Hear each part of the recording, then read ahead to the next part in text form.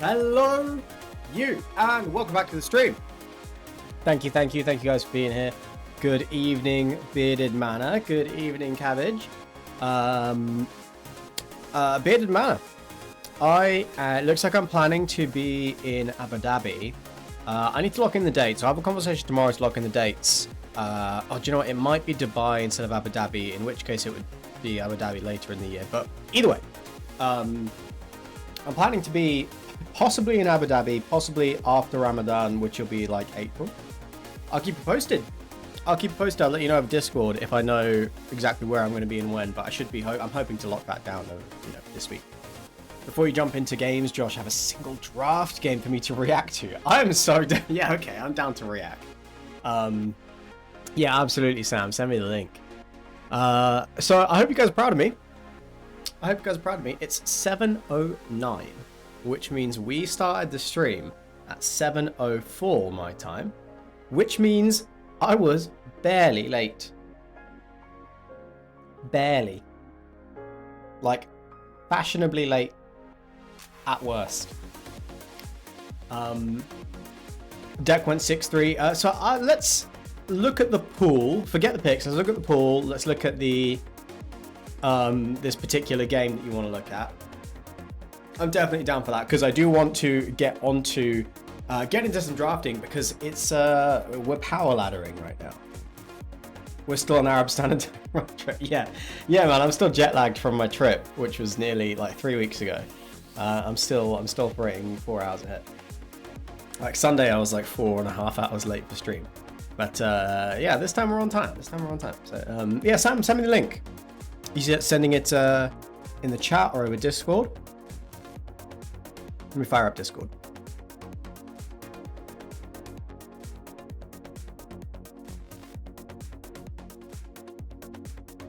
Discord is so slow.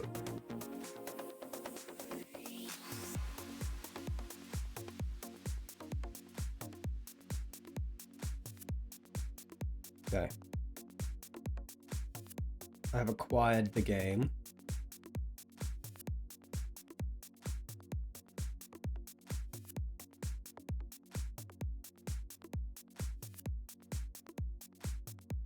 So let's take a look at this.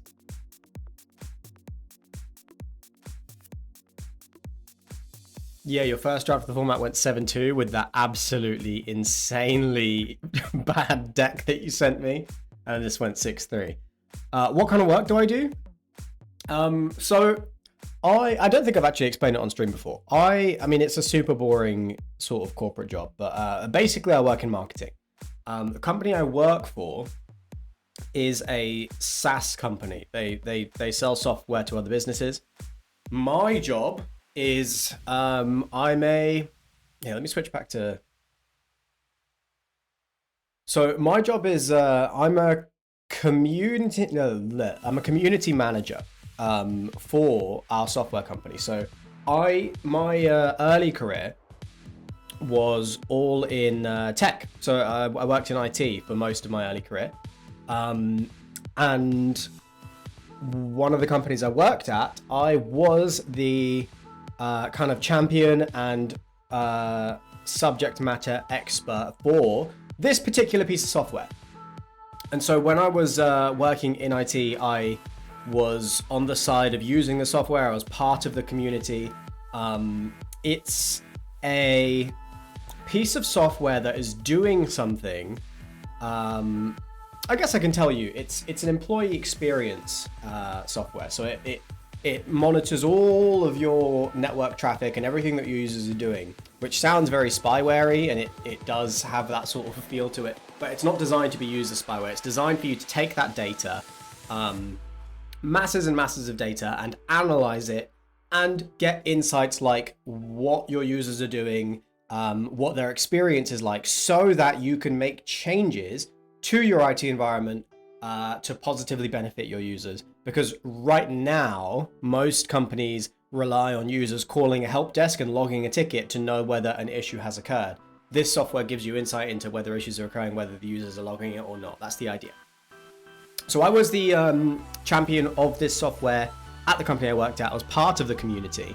And a big part of what I did when I was there was connect with other businesses. Yeah, well, I wasn't joking. It is super boring corporate stuff, right? So I used to do a lot of connecting with other businesses, connecting with other people at those businesses to talk about ideas, to discuss, employee experience, and I was a big part of the community. It was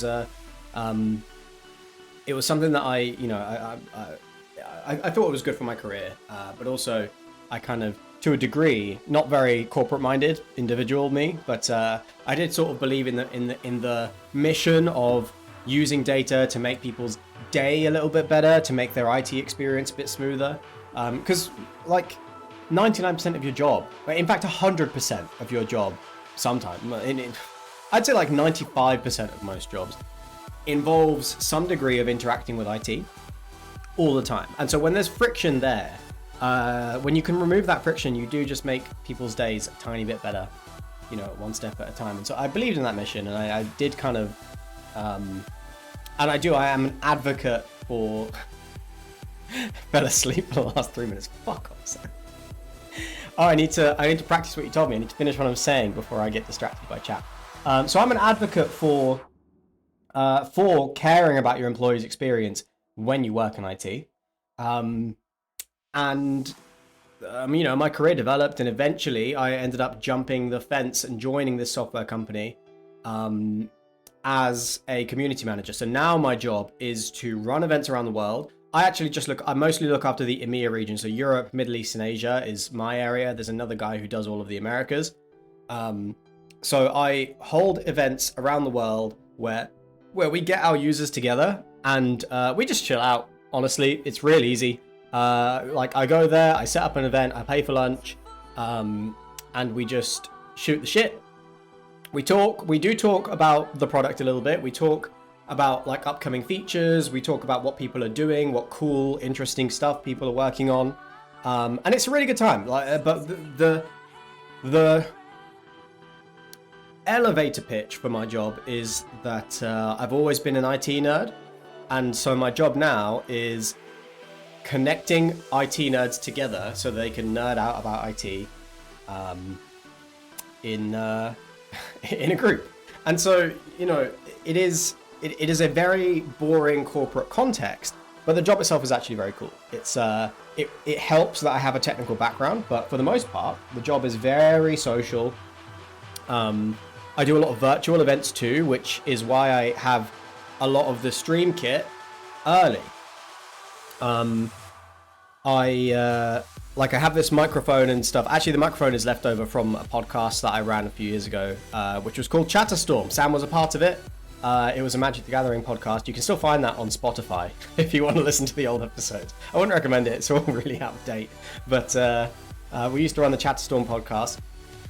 And so, yeah, a lot of the streamer kit and stuff that I have, a lot of the skills that I have for, talking, telling stories, it's actually stuff that I do in my day job too, and that does make it very cool. It's peaks and troughs with the events.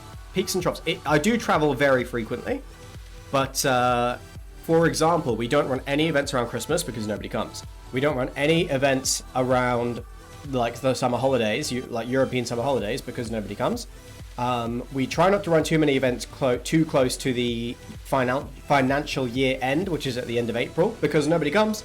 And around November and October time, we run a massive employee experience conference, which I don't run events too close to because I don't want to cannibalize that audience from the event. And also I do have a hand in running those events. I have a job there, so I'm busy anyway, which leaves very little time in the year where we can actually run events. So I tend to be really busy and then really not so busy. So I'm really quiet right now. Like I can organize and plan and get ahead of my 2025 workload right now. This is the time to do it. But when February comes around, it's going to be crazy. It's going to be insane. In fact, I recently got sort of a marketing calendar of events, like a proposed calendar of events for February, and it's absurd. And I've had to push back on it really hard because they wanted me to run an event. And this is like usually it's a half-day event, plus we go out for a social afterwards. So it ends up being like 7-8 hours because we have like 4 hours for the event, and then we go out for a drink, and we always stay for like 3 or 4 hours. They wanted me to do London on February 11th. So that's a Tuesday, February 11th. They wanted me in London to deliver a 7-hour event, at least. Then on Wednesday the 12th, the next day, they wanted me in Utrecht in the Netherlands to deliver an event there. And then on Thursday the 13th, they wanted me back in Manchester in England to deliver an event there. And then, so I have Madrid at the end of January. I have England and the Netherlands halfway through Feb. And then 2 weeks later, we have an event in Stockholm and Copenhagen. Yeah, so the hardest, like, it's brutal. All the travel is pretty brutal. Yeah, so we run like 40-ish in-person events a year. I run half of those. 20 of those are in the Americas. The other 20 are sort of in Europe.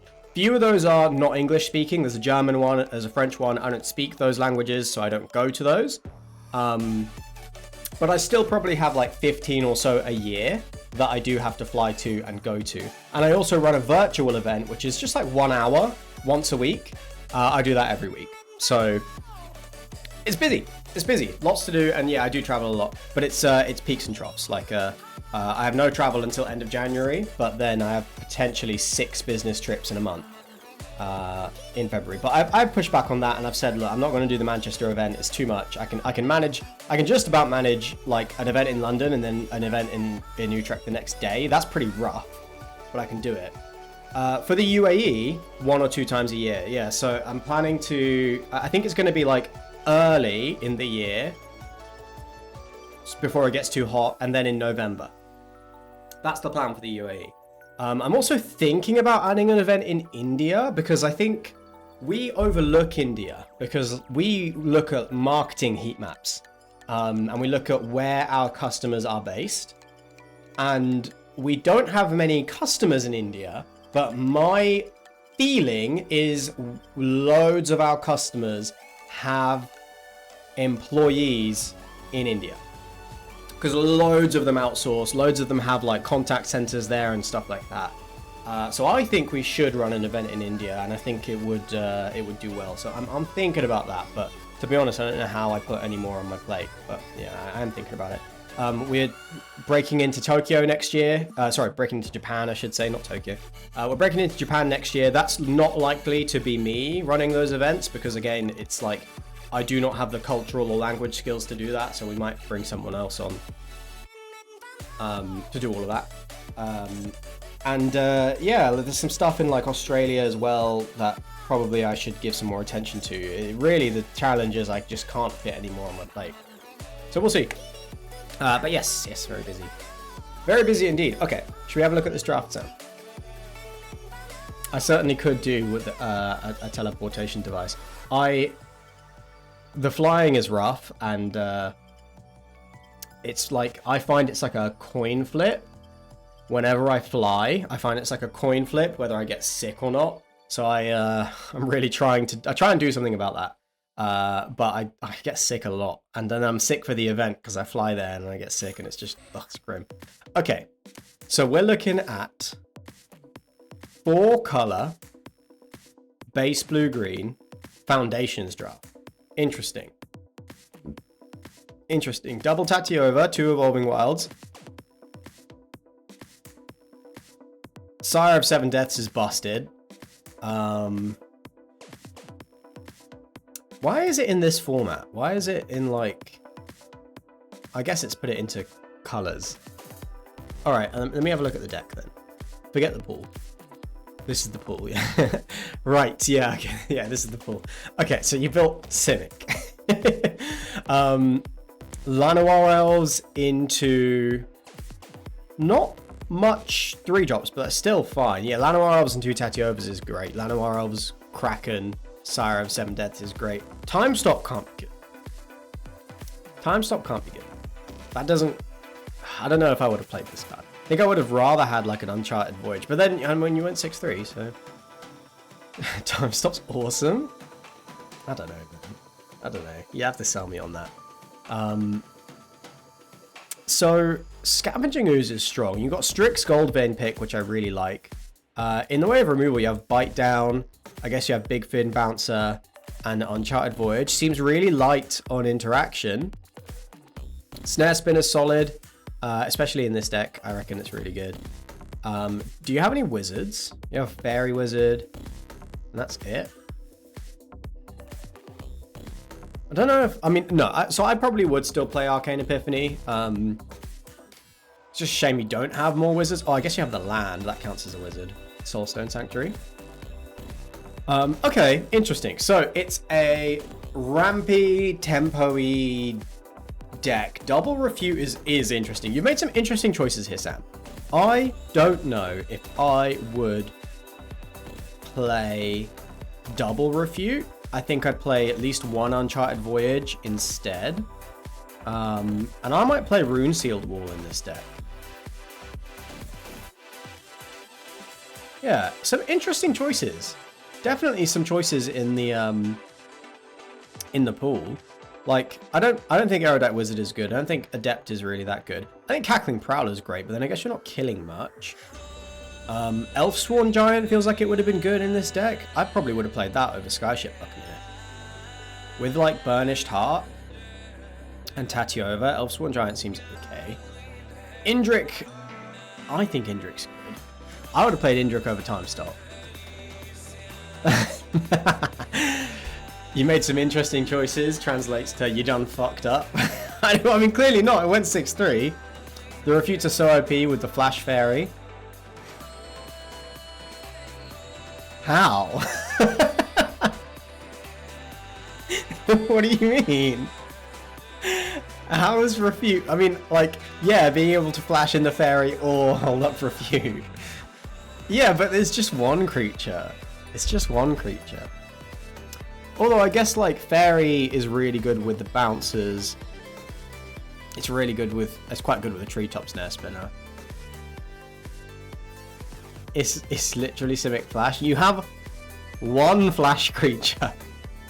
You can't call it Simic Flash when you have a single flash creature in the list. Okay, let's see this game. Right, let me zoom in as much as is reasonable. That might have to be it.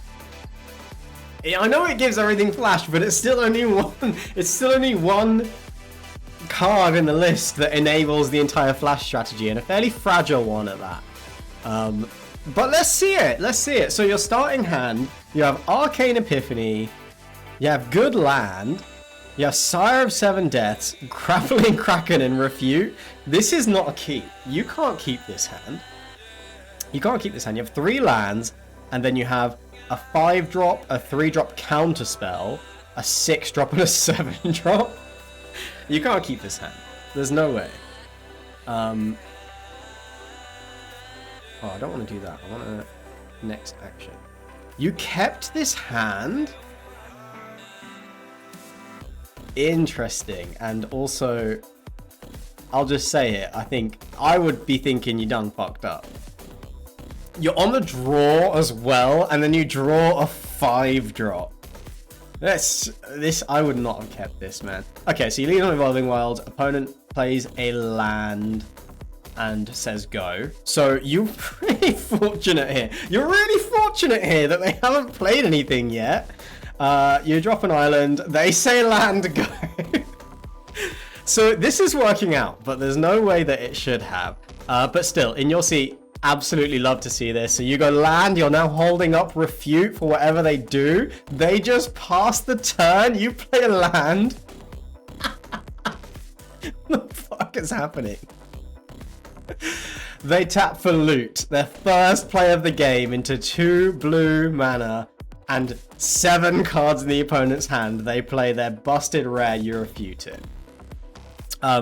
You discard the... Did you discard the island? You discarded the time stop. I wonder why. It's such a good card, Sam. It's such a good card. Why would you discard the time stop? Why would you discard the time stop when it's just such a good card? Okay, you untap. Jeez. You untap, you play, you draw Soulstone Sanctuary, you play it out. Cool, and now you have Uncharted Voyage up, you have Epiphany open, so you're in a really good spot now. They ramp. They kick Grow from the Ashes. And you draw a bunch of cards. Okay, so you go land. I think you probably... Jeez, I don't know. I think you probably play the Llanowar Elves here. They have 2 green up, so you could even attack with the land if you wanted. You just passed. Holding up. Oh, well, you didn't pitch time stop? You didn't pitch time stop. What? I swear it disappeared somewhere here. So you refute. Oh, you drew time stop for the turn. Right, so you didn't discard anything with the refute, and then you drew time stop for the turn. That's what confused me. Okay, all right. So you didn't discard anything here, which I do think also is quite interesting. I mean, I guess...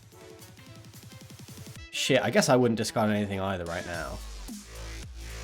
I would have discarded the time stop if it was in my hand, though. So anyway, you... yeah, they ramp... yeah, look at the stack. Oh, you drew... Wait, so what did you discard to the refute?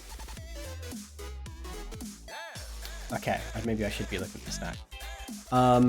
So you have Uncharted Voyage, Buccaneer, Arcane Epiphany, Kraken, and Sire of 7 Deaths in hand. You draw time stop. Is it draw then discard? Oh, it is. And then you discard the Kraken. That makes a lot of sense. I also would have discarded the Kraken. Okay. I mean, actually, no, I would have discarded the time stop. If I drew time stop there, I absolutely would have discarded it. There's no way you don't... There's no way you keep time stop here and not just a creature.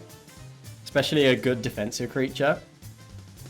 But whatever. They kick Grow from Ashes. You untap, you pass. Oh, did you... Where'd the Llanowar Elves go? You discarded the Llanowar Elves to hand side. Instead of playing it, you discard it to hand size. To hold up time stop for what reason? I guess to counter their play. Whatever they do, but they just pass the turn. This is such a stupid game. This is such a dumb game. This is such a dumb game. Okay, you play a forest, you tap out the Sire of 7 Deaths. They burst lightning, kick it. Oh, they kick you. They burst lightning your face. Yeah, because it has ward, pay 7 life. And then they go evolving wilds. They pass the turn. What is happening? What was their hand? What was their hand? They didn't play Grow from Ashes on turn 3. They played Loot on turn 4, and then Grow from Ashes kicked on turn 5. And then they burst lightning you for 4 damage. And that's like all they've done in this game so far. Okay, so you attack with Sire of 7 Deaths. They take it. And now you can just hold up time stop and win the game. So you flash in a High Fae Trickster, you flash in a Scrolling Crawler, you draw more cards. This is so stupid, and then you just have a lethal attack, right? Why did you make us look at this? This was a ridiculous game. This is a ridiculous game. You lose this game 9 times out of 10. It is funny. It is funny. You lose this game 9 times out of 10. And I think even then you made some questionable decisions. I'm sure, again, like, I can't say that it's wrong when you win the game, but but I wouldn't have kept time stop. Although I suppose, like, here it guarantees you the win, but still, yeah, I would have definitely played to the board more. Like, I would have played the Llanowar Elves on this turn to enable Skyship Buccaneer next turn. Like, if they do something, you can bounce it. If they don't do anything, then you just attack with the Llanowar Elves. You get 4/3 flyer, but you know, do nothing on both sides until somebody hard casts Sire of 7 Deaths with no ramp whatsoever. Just goes land, land, land, land, land, land, land, Sire of 7 Deaths.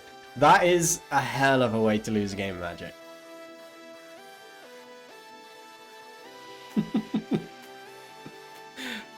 Oh, okay. Well, that's warmed me up nicely. That's warmed me up nicely. I've got the giggles now. Good stuff. Good stuff, sir. If any of you ever want to do a game review on the channel, that's the bar is low. Oh, okay. Right. What do you guys say? Should we jump into a draft? Let me pause this music. Let's switch over to arena sound. And let's go. So, if we get the chance, Sam, we're going to force gates today. I know we're power laddering, but that's what I feel like doing. So if we get the opportunity to even maybe play gates, then we will try and force gates.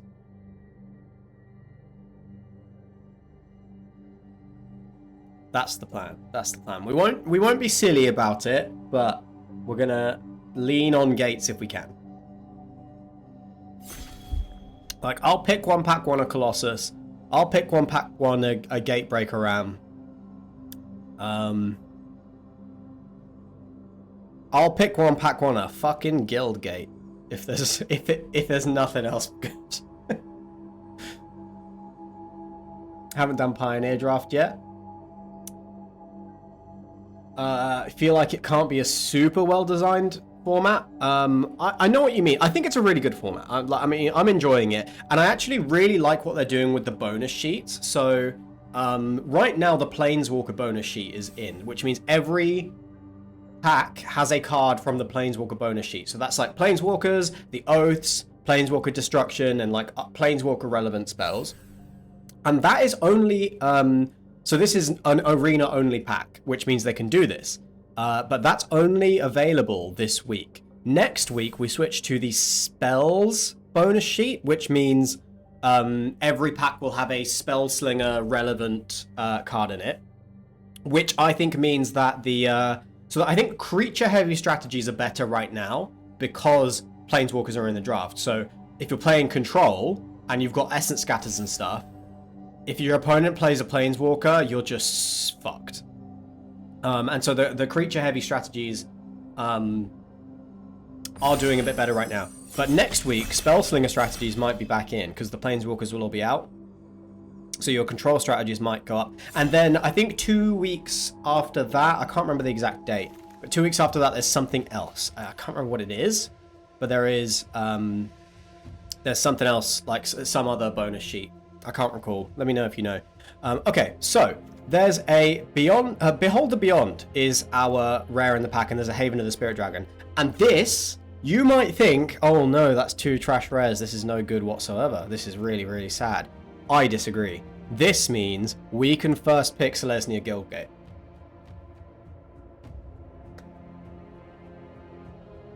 Behold the Beyond is insane. 7 mana, discard your hand, search for 3 cards, put them into your hand, then shuffle. You're not... 7 mana is too much for this effect. This is not a limited effect. Yeah, I don't think so. I don't think this is good. I might be wrong, but this is not what I want from my 7 mana sorcery. I don't want a 7 mana sorcery. There's also there's a Mystic, there's a Rhino. I'd love to get this back on the wheel. There's some interesting cards in this pack, but I'm gonna first pick this Guildgate. I'm gonna first pick this Guildgate. There's a second Behold the Beyond. There's a second Behold the Beyond. There's also Anchor to Ether, which is really nice. Husk, Hero of Erois, Archaeologist, Wild / Savage Punch in the pack. All really good. All really good cards. Very tempted to just take a second Guildgate here. Very tempted to just take a second Guildgate here. Wild Slash is really good in the Gates deck, though. I'm going to take Wild Slash. There's no other red in this pack. We're not really passing much red. It's Steam Augury is meh. Yeah, okay. I'll pick Wild Slash here. Now there's a Chain to the Rocks. Don't really want that. There's a Gate Colossus. We'll take that. Fall of the Hammers, meh. Skyrider Elf. I'd love to get this back on the wheel. And there's another guild gate, which I would take this too, but I'll just take a Gate Colossus here, and look at that. You watch, Sam. Murmuring Mystic, we're going to outdo Murmuring Mystic, okay? We're going to outdo Murmuring Mystic. We're going to build a sick Gates deck. Turn one, like, pick one, pack one, Selesnya Guildgate was absolutely the play there. Absolutely the play. And this is a Voyaging Satyr. Mentor of the Meek is a decent card. Balaged Recovery is great. I really like Balaged Recovery. But I think Voyaging Satyr is so good for the Gates deck, so I'm just going to take that, and I'm going to keep forcing Gates.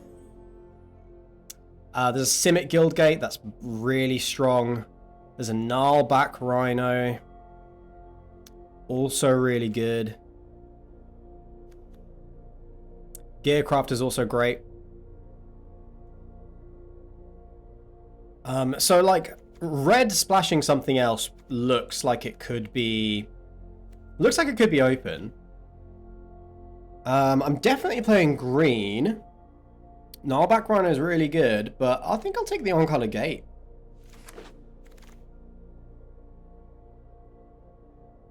3 mana 4/4 flying, meh. Thopter Engineer is great. Selesnya Guildgate is also great. Gearcrafter is solid, but and Hero of Eros is fantastic too. Selesnya Charm, though, I actually think this card is busted. 2 mana, instant. It's a heroic effect, it's a kill spell, or it's an early creature. It's so versatile. So I'm going to take this.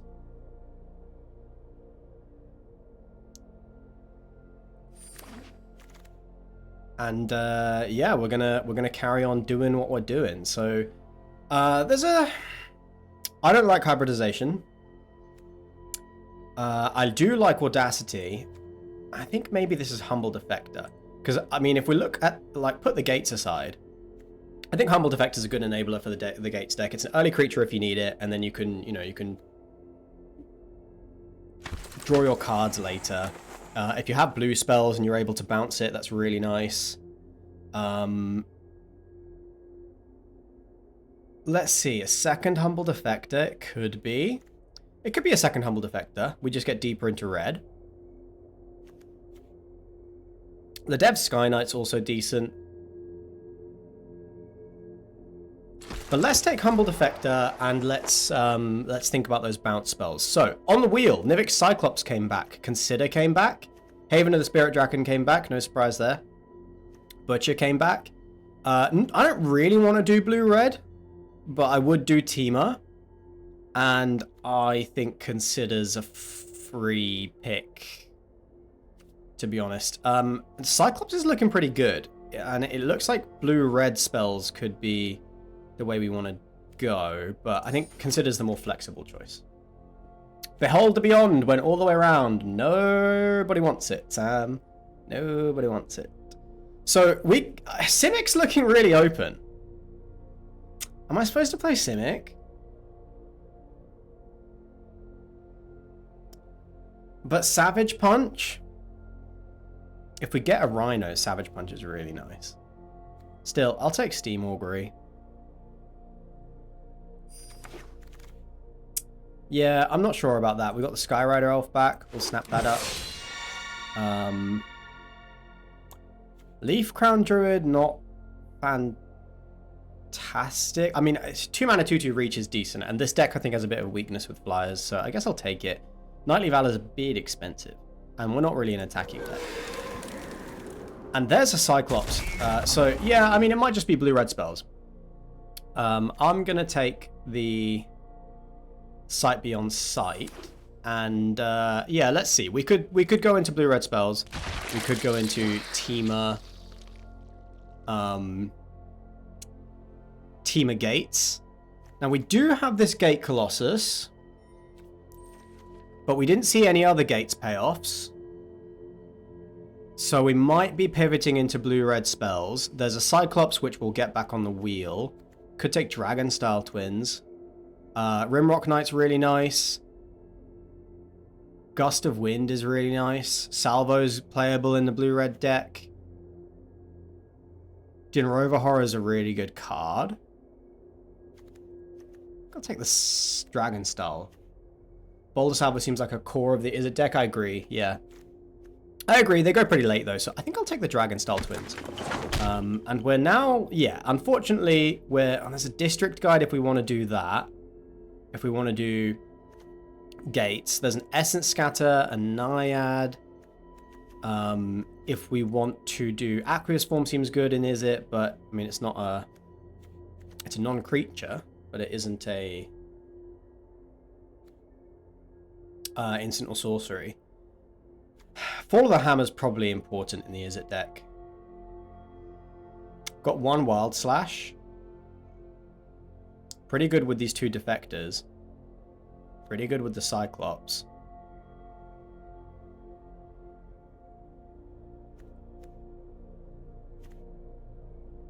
Pretty good with any red heroic cards we pick up.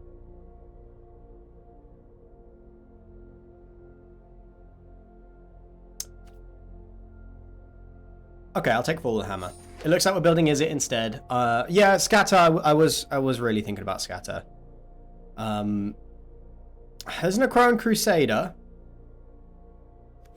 which is great with Fall. There's a Satyr if we do still want to do Gates. Best card in the pack probably, I don't know, like, I think Dragon Style Twins is good. Don't really highly need to pick it, but it's probably better than anything else we've got here. Is Jeskai good?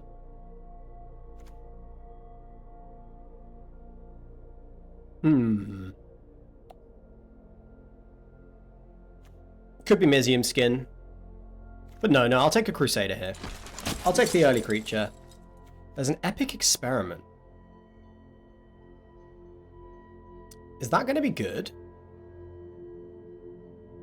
If we prioritize our instants and sorceries. It could be. Could be good. Could be. Maybe. Another Skyrider Elf.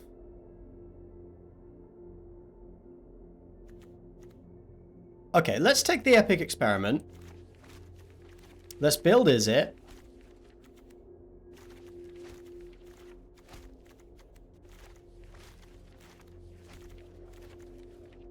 And, yeah, let's build Izzet. Let's try and have loads of instants and sorceries.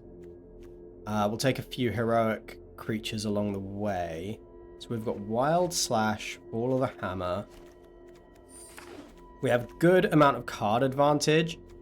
Jawari Disruption's really nice. Is Helix good? It seems very good. There's another Gate Colossus, though.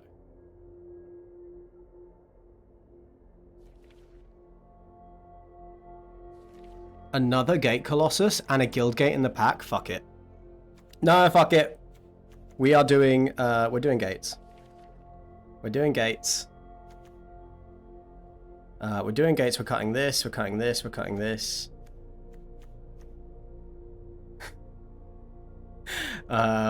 We might play Epic Experiment. Puts a bunch of stuff into the graveyard, which is pretty good with two Colossuses.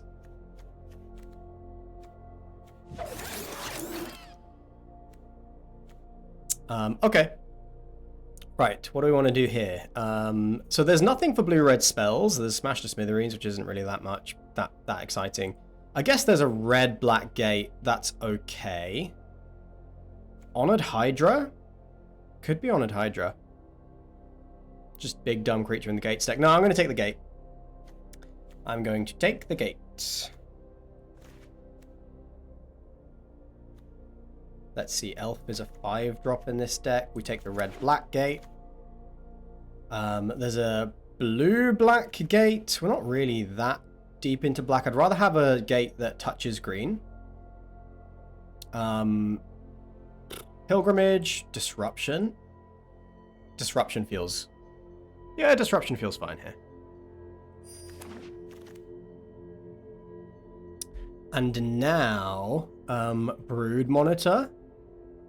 Seems good in the gate deck. Brood Monitor's solid. Yeah, we'll take Brood Monitor.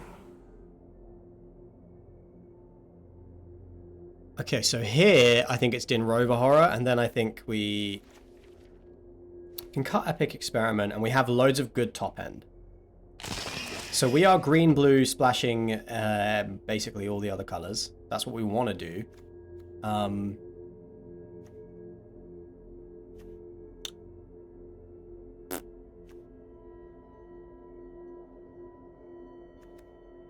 guess I'll take aqueous form.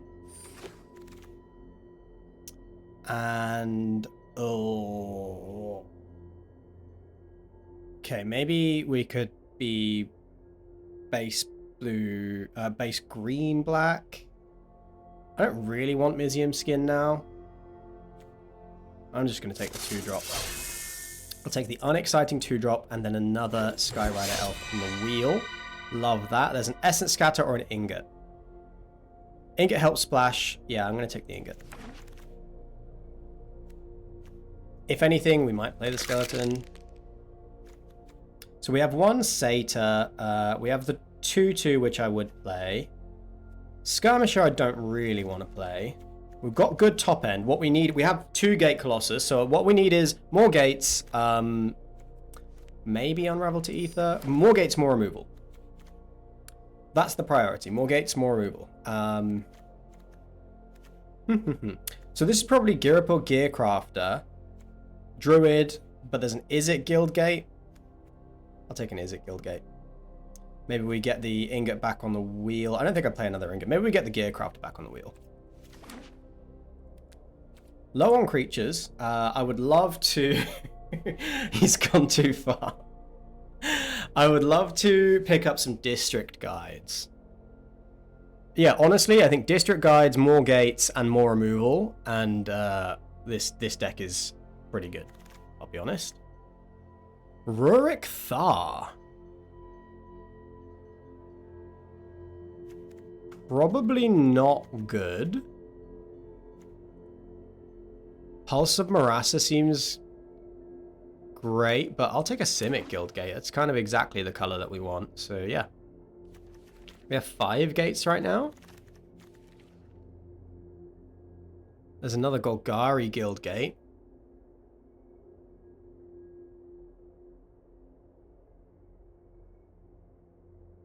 Ultimate price seems good.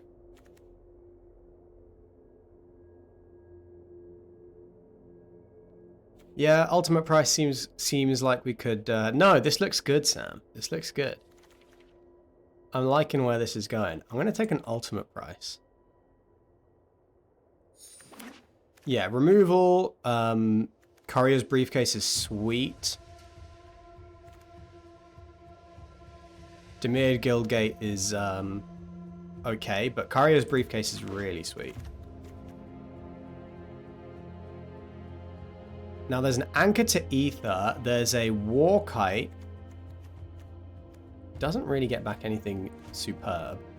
Rogue's Passage is pretty good, although Gate Colossus is already kind of doing its thing there. I like Anchor to Ether. Let's take more interaction. Seed Guardian. There's another Ingot.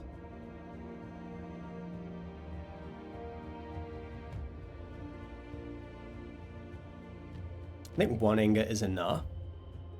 And I think maybe this is just a Palaka predation, because we are going to want to play in black.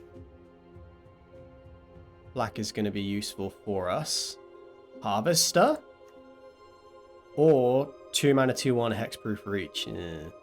I'll take the Harvester. Now we have a Nyxweaver, Izzet Guildgate, Savage Punch. Probably just the Savage Punch. Could be the Bane of Balaged.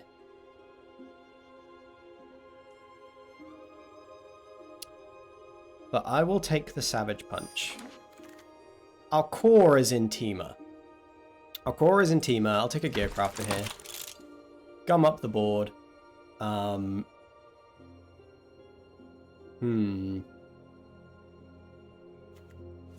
think I'm going to play a Scarab. Nemesis is pretty good. Heliod's Pilgrim doesn't get anything for us.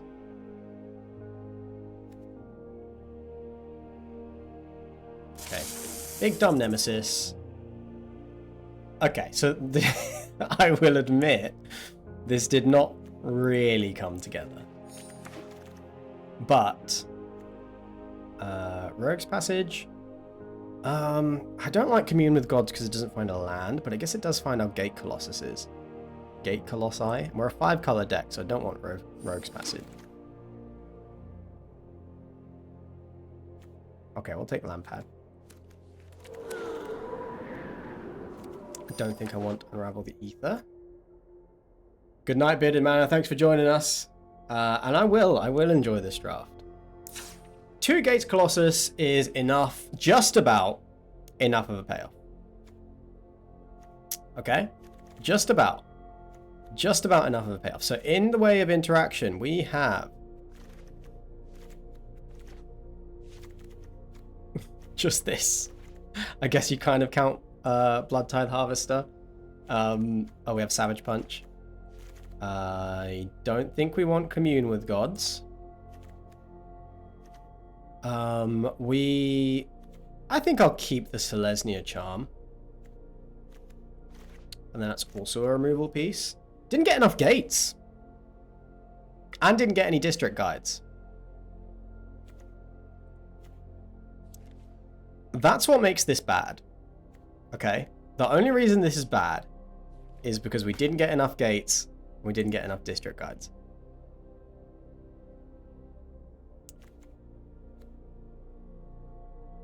So maybe I do need the frickin'... No, again, it doesn't find a land. So we might need to play the stupid Scarab.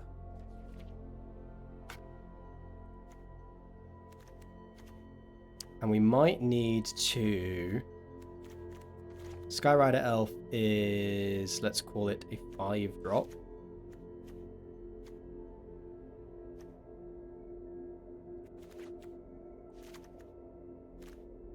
Don't need Aqueous Form.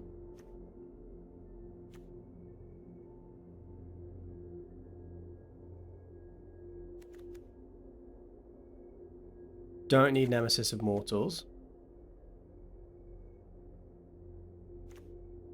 Don't know if we really need Brood Monitor.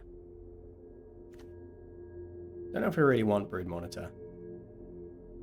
Our top end is Elves and Gate Colossus. This is looking like you need to run into opponents like mine. This is going to be okay. This is going to be okay. Trust me, Sam. Trust me. You just watch. Yeah, okay. I think I cut the Brood Monitor. We're not ramping into anything. Gonna send a Pioneer Draft. Good luck. Good luck. Let me know how it goes. So we have... Yeah, so it might be... With the last 2 cuts, I want to smooth out the mana. I want to cut... We have the Ultimate Price, which is black, and then we have Blood Tithe Harvester and Dinner Over Horror, which are black. How many creatures have I got? 12? That's not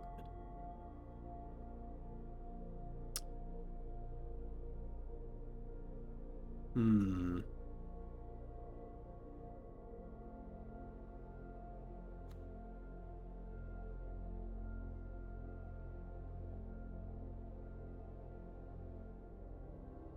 Actually, 13 with the briefcase.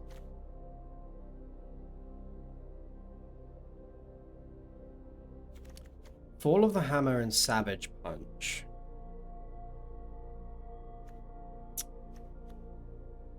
I think if I'm gonna remove any of this removal, it probably has to be Ultimate Price.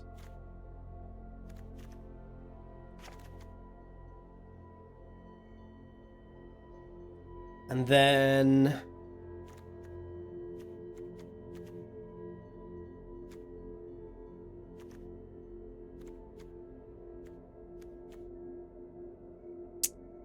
Didn't get any bounce spells, which is unfortunate. I think we can cut a land because we have Dwari Disruption and Pelaka Predation. But no Evolving Wilds and no...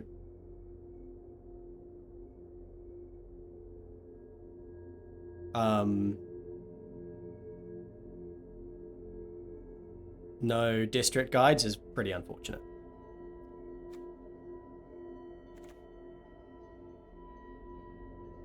Okay, let's look at our mana base first. So we need red, green most importantly, then blue, then black.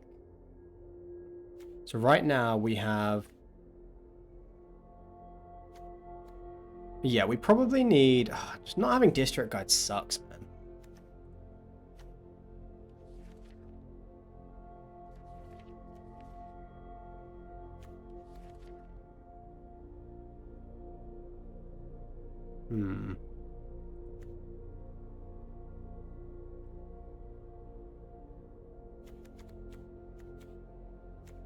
Yeah, we need red, green, then blue. So right now we have 2, 3, 4, 5 green sources and 3, 4, 5 red sources.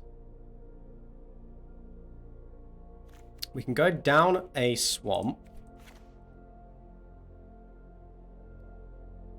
And then we have 1, 2, 3 black sources, which is not fantastic, but it's enough for the splash. We have 3, 4, 5, 6 blue sources. So actually I think I'm going to go down an island, up a forest. And then the plain. Well, we have 1, 2, 3... I guess maybe 4 white sources for the Selesnya charm. I think I'm going to cut the plains and put in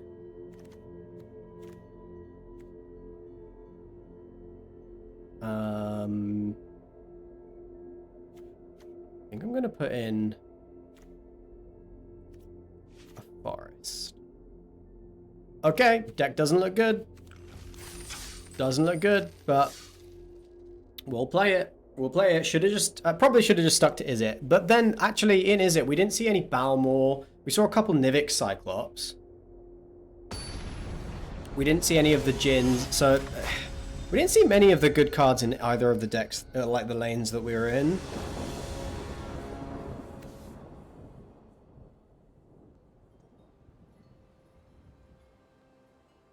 We're going first.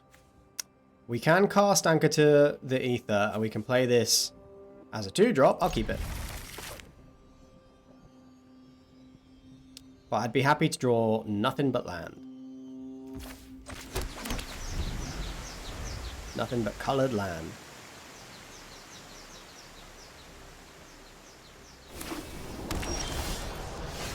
Not what I had in mind.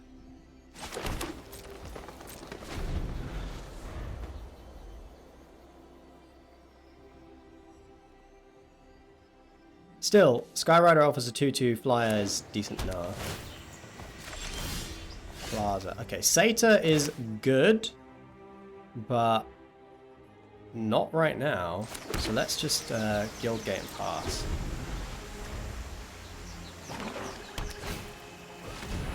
All right, let's counter that. Fuck it. Let's get this Dwari Disruption cast. There's a Gate Colossus.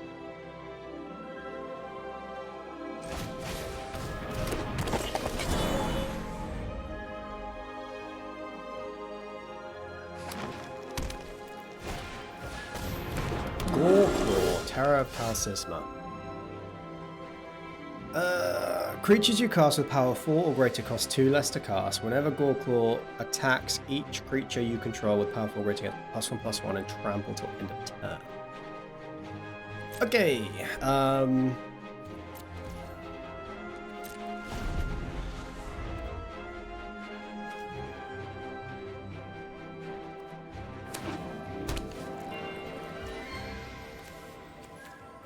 Oh, this is a sorcery? Shit. Thought it was an instant.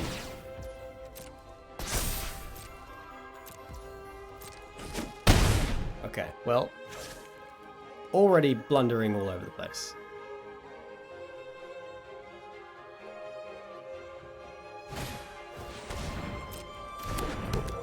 Opponent doesn't have anything else interesting to do, at least. That is a swamp that does not help us. It does allow us to outsize the reach creature. Let's just take the scry.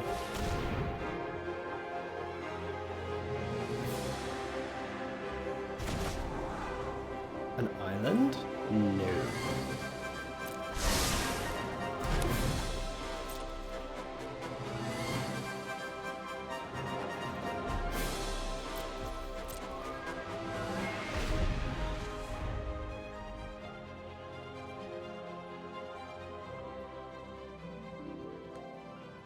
So a gate off the top would allow us to cast Gate Colossus.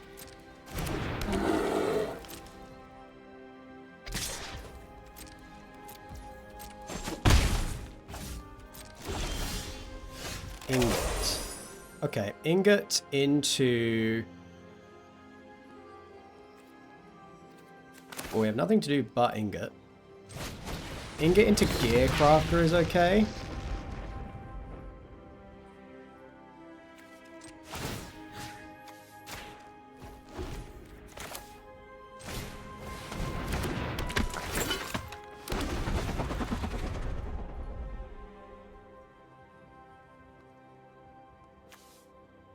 And then we can play Gate Colossus next turn.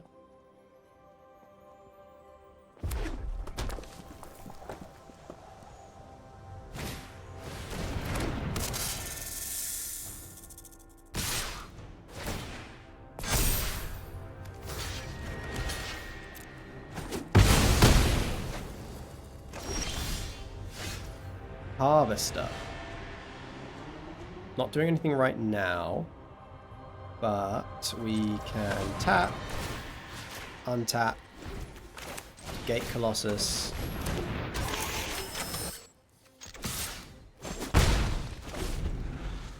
See if we get there. They could have any number of things. Yeah, okay, that does it. Okay, bad game. bad game.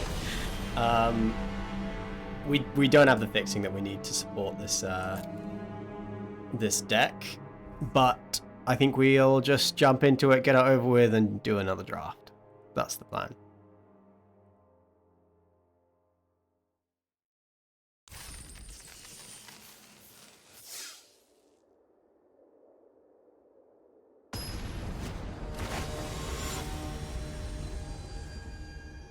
This is easily the worst deck I've drafted in a long time. 2 Gate Colossuses and no cards we can cast. We mulligan. We've got 4 colors and stuff we can do, and a Gate Colossus. Sweet. We're gonna put back maybe the Predation. All of these cards are good.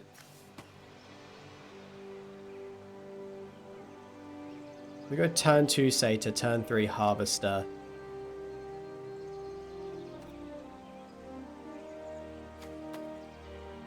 Maybe the Savage Punch goes back.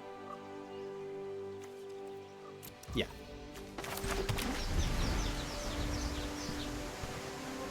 Might be turn 3 Satyr. Simic. Yeah, okay. Turn 3 Satyr.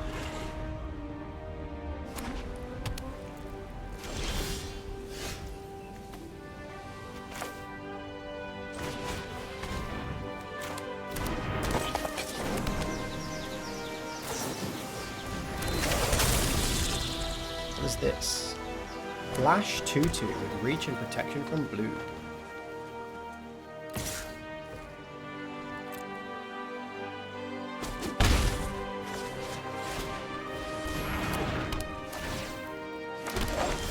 Make some 1/1s.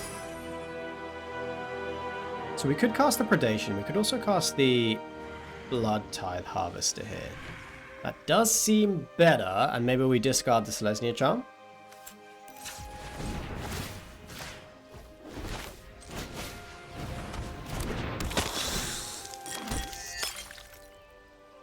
I'm going to play out the Predation as a land.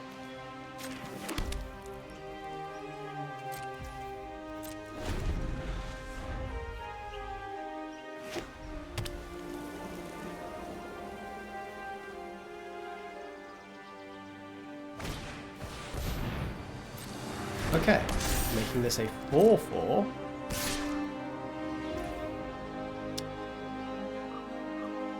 Well, I can't kill it with the blood now. But that's fine. We will work on that. I'm not going to discard the Selesnya Charm now. Steam Augury is a card we can cast, but I say we just get the Gate Colossus online.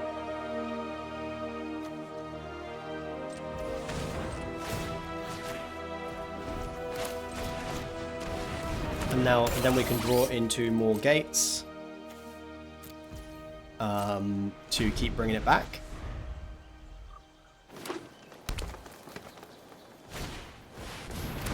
Cool, amazing. So Selesnya Charm is an option for a future turn.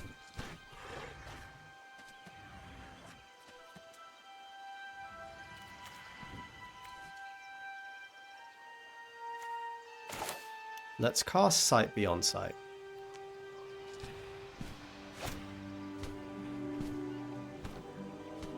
I guess we attack first.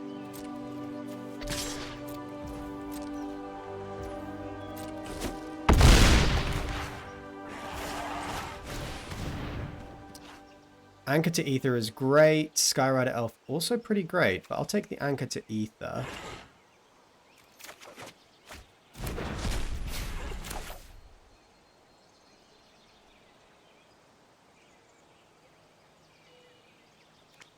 Might want to discard this land.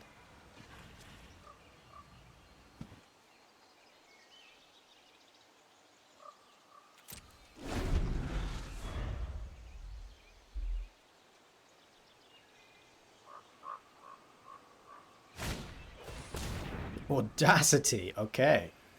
Well, Anchor to Ether's looking really nice.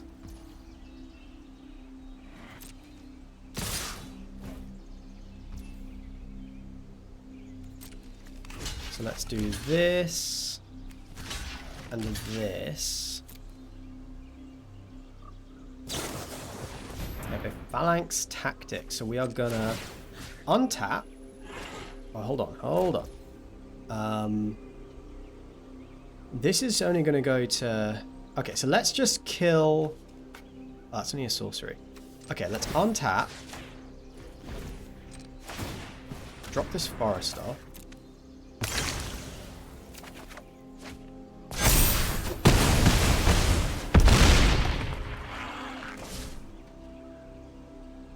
Down to 2. And I need to find some... neither of those are going to do it.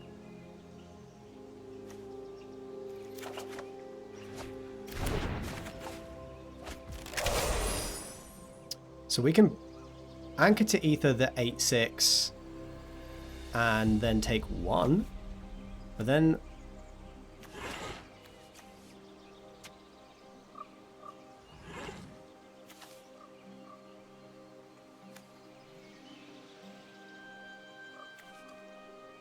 yeah, then they just go really wide. So we have to trade these. And I have to find some interaction.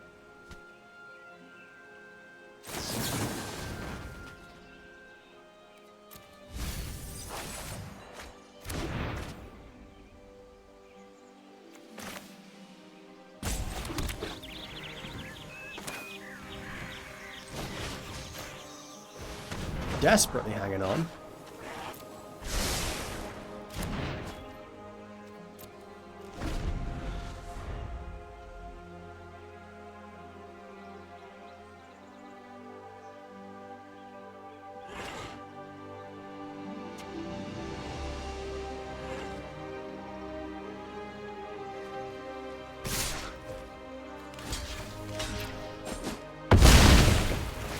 Okay, down to 1.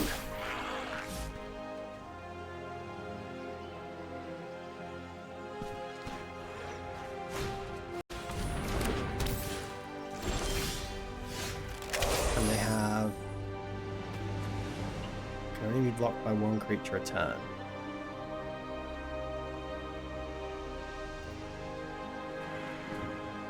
So So I have to go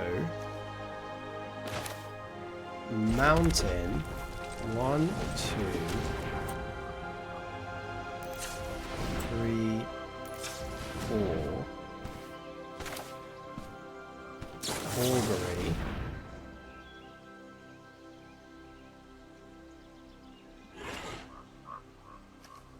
But the Gate Colossus there. We have 1, 2, 3, 4 gates, so I will just lose the game unless they give me... No, none of this helps. Okay. Okay, the deck is really, really bad.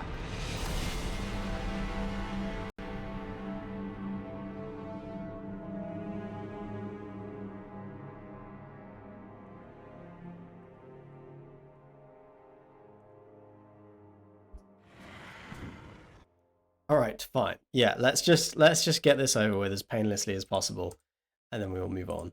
Move on with our lives.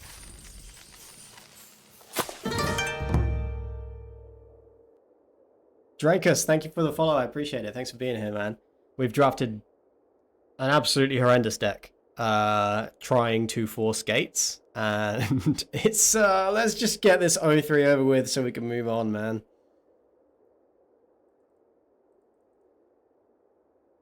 Like, it's not, honestly, it's halfway there. It's halfway to being a good deck. We just didn't find the district guides and the fixing and stuff. I've been streaming for a couple of months now. Yeah, not long. Still super new to it. It's been a couple of months, sort of very part-time. But it's always been magic. It's always been magic. Okay, briefcase is great. This is good. This is key.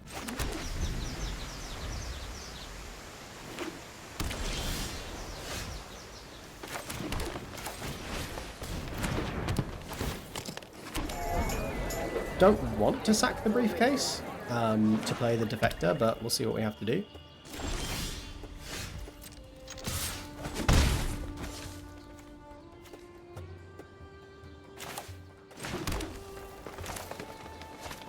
Okay, let's play this as a 2-2 with reach.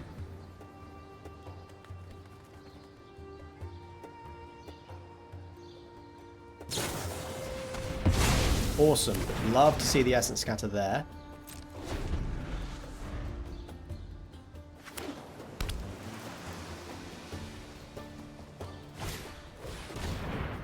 Okay, Predation.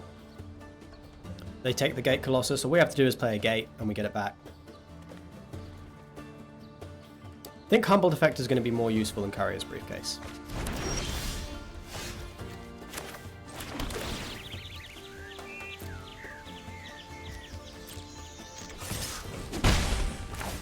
So I'm just going to play this out. Now they have a board to deal with. They have a Gate Colossus incoming.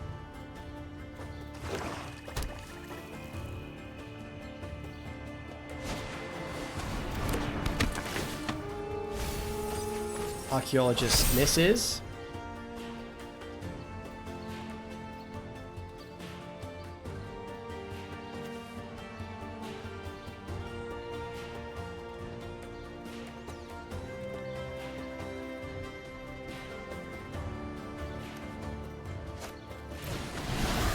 And they're playing a gun aga. Cool. Alright. This is fine. I'm going to use Humble Defector.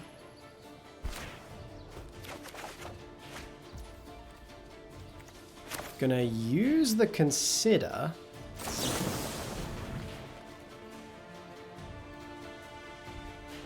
We'll keep another Humble Defector. We'll draw it. We'll play it.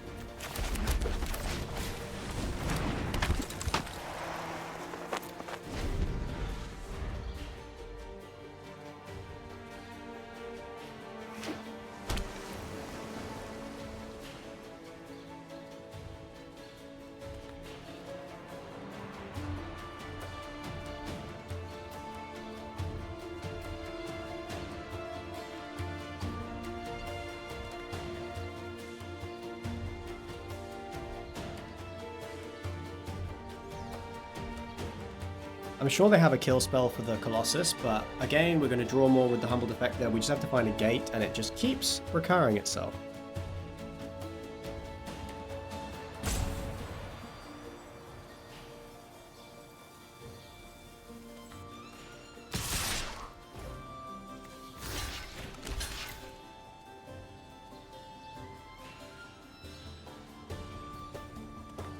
Drafted Liliana Vest, but she seems real shit. What does she do? It's your first draft of the format, so it is. It's gonna be confusing. It does always take 2 or 3 drafts to sort of feel even vaguely warmed up.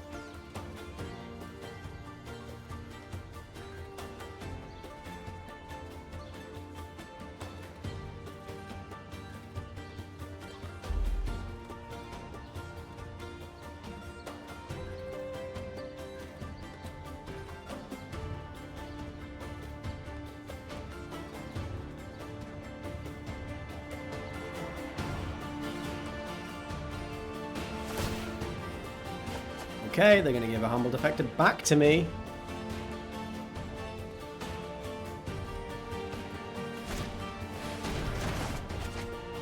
Turning 1 to my hand. Interesting.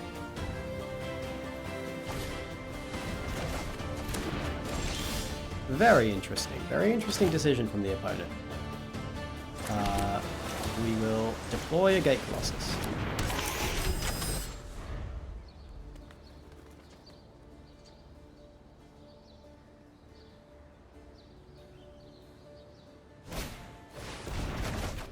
Yeah.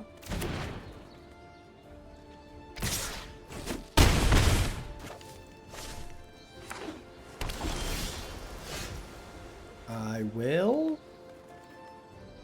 deploy a Gate Colossus into a possible counterspell and then get it back.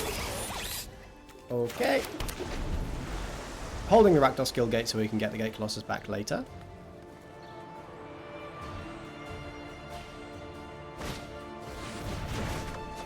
Yeah, I mean, if they keep doing this, it's going to be tough for us to get anywhere.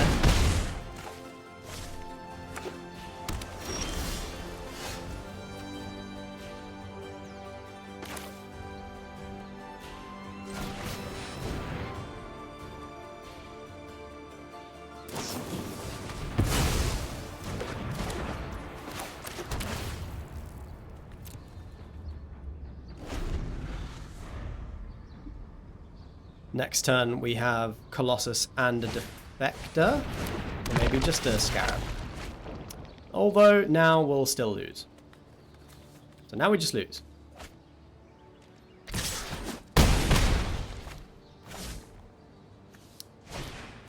Okay, yeah, there's our 0-3. Alright, it's over with. It's over with. We can move on. We can move on with our lives.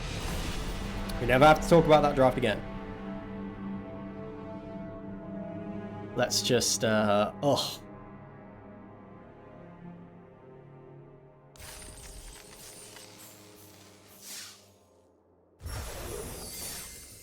Let's go straight into another one, and let's not do that shit again. I do think that was a rough draft either way. I think, yeah, we just went really fast 0-3, and then we're out. I think that the Gates deck, I stand by my early picks. I think that the Izzet deck was probably better, but still not fantastic. Still not fantastic. So, there's a couple of good green-black cards here. First pick, though...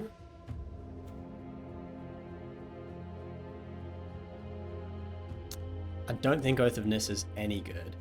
Ruinous Path is pretty decent.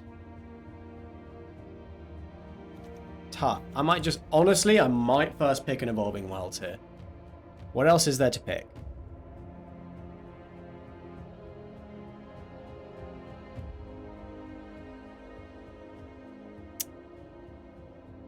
Maybe I'm supposed to take the Ruinous Path. I think Ruinous Path is probably the best card in the pack, but followed not pretty closely by Evolving Wilds.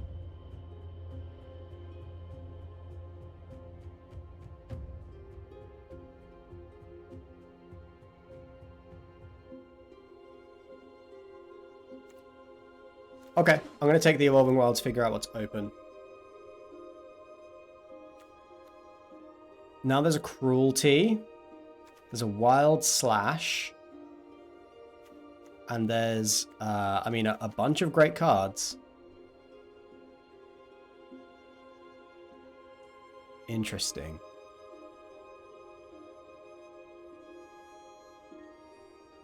Might try and force Gates again.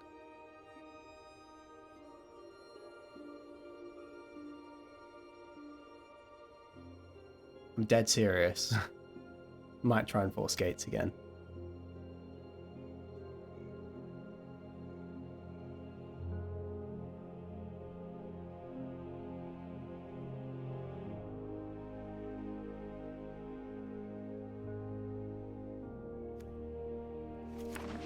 I'm gonna do it. So now Smiter is decent. There's a good few options in this pack, but I'm gonna take another green Guild Gate. People are not taking the Guild Gates. So I am going to, and I know this sounds silly, but we'll try and read what's open this time. I just think, like, I actually think that the Guild Gates are really good in this format. So we'll see. We'll figure out what's open and then we'll get rewarded. Trust me. Trust me. There's a Simic Guildgate. Draconic Roar is really good, so red feels open. We have this Gruul Guildgate.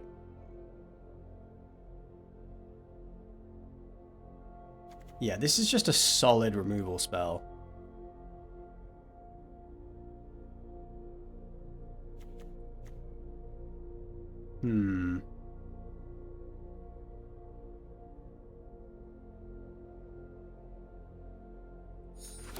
Yeah, I'll take a Roar there. Roar's best card in that pack. Now there's a Skyrider Elf. Neither of these are that exciting. There's an Izzet Guildgate. But I will take a Skyrider Elf.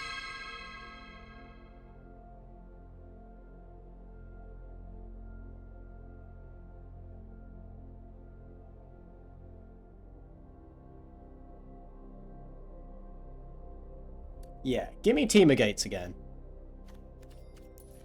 I'll absolutely take Teamer Gates again. Okay, so there's a Clutch of Currents, which is great. Experiment 1. There's a Nyx Weaver. Now, green-black could end up being open, because we saw a couple of green-black cards in pack 1. We might even get one of them back. Experiment 1 is really solid in a creature-heavy deck. Clutch of Currents is really good.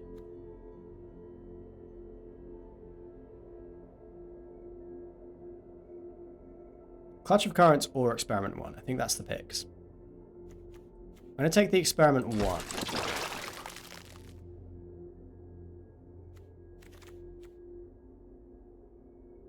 Now there's a Satyr, an Ingot, Disruption.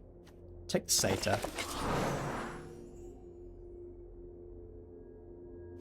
We might just be on red-green. Naturalist, I don't know. I don't know if this is good. I know there's loads of hits in the format. But I might just take Dark Steel Ingot or Leaf Crown Dryad. I'm going to take the Ingot. Good with the Elf.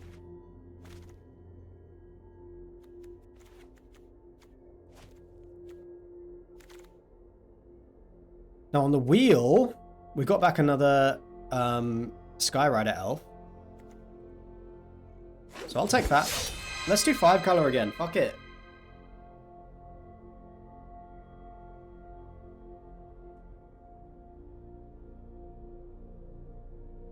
Skyrider Elf is pretty good with Experiment 1. So I'll take as many of these as come around. I have no idea if I'm doing this right. I have no idea if I'm building this deck right, but this seems solid so far. We're mostly in Teamer Ramp. And we're open.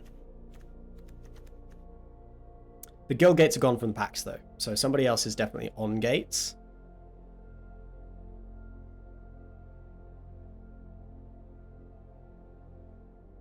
But you never know, we might scare them off.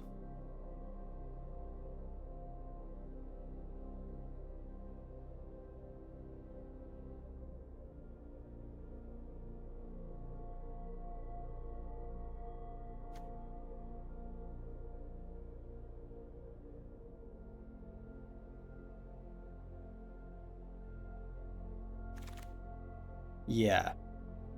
The gates are gone from the packs. So we are going to do red-green instead. And Alpha Authority is fantastic. As is Coordinated Assault. But I think Alpha Authority is a little bit better.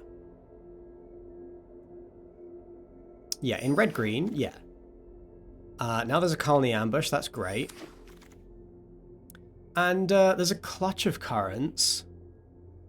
Or a Slide Runner. Cheap creature interaction spell. I'm going to take the Clutch of Currents. Because we might not be in red necessarily. We are in green.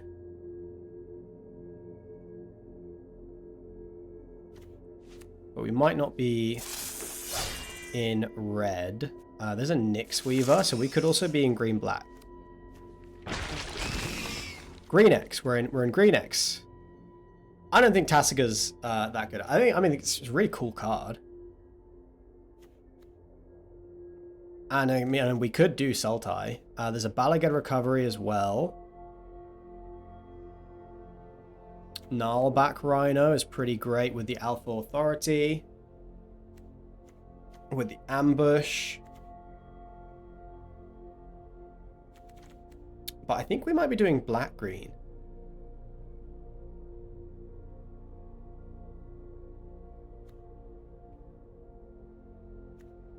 I'm not sure about Tasiga. Is this good? Should we try it? We've got the Nyx Weaver, so we absolutely can try it. Now we open Catacomb Sifter, Fog, Savage Punch, Butler. But we'll take Catacomb Sifter, and I think we're doing green-black.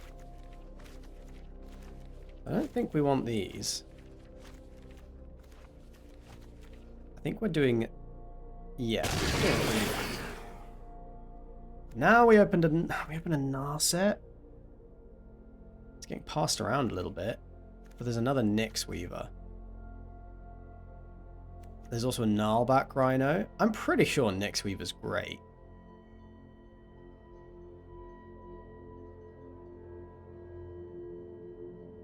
Fuels the Tasiga. So like, yeah, it's so good with like Gurmag Anglers.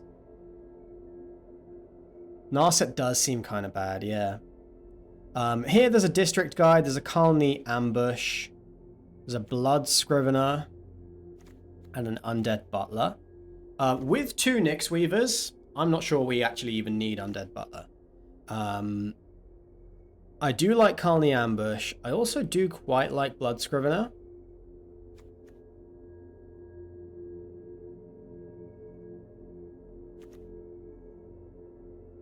Could also just take the 2-mana 1/1. District Guide is fine. 3 drops pretty heavy though. Might just take the removal spell. Yeah, there's enough great heroic stuff in green that I think Colony Ambush is an okay pick there.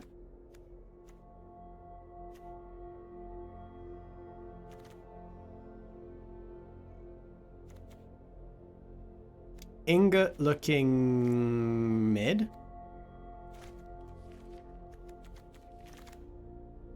Chain Veil, that's no good. But Audacity's good, Butler's good. The Guildgate would be fine. I'm going to take the Audacity. We're going to see if we can find some big dumb creatures to ramp into. Need some more removal. Definitely, and we have a couple of Colony Ambush.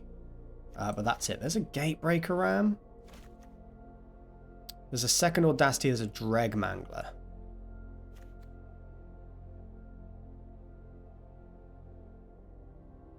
I think Rescue from the Underworld is good.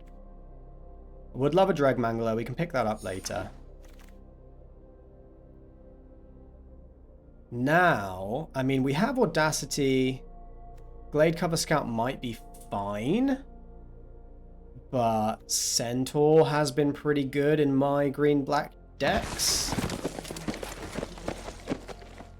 It's just fine. Need some more early creatures. I would love some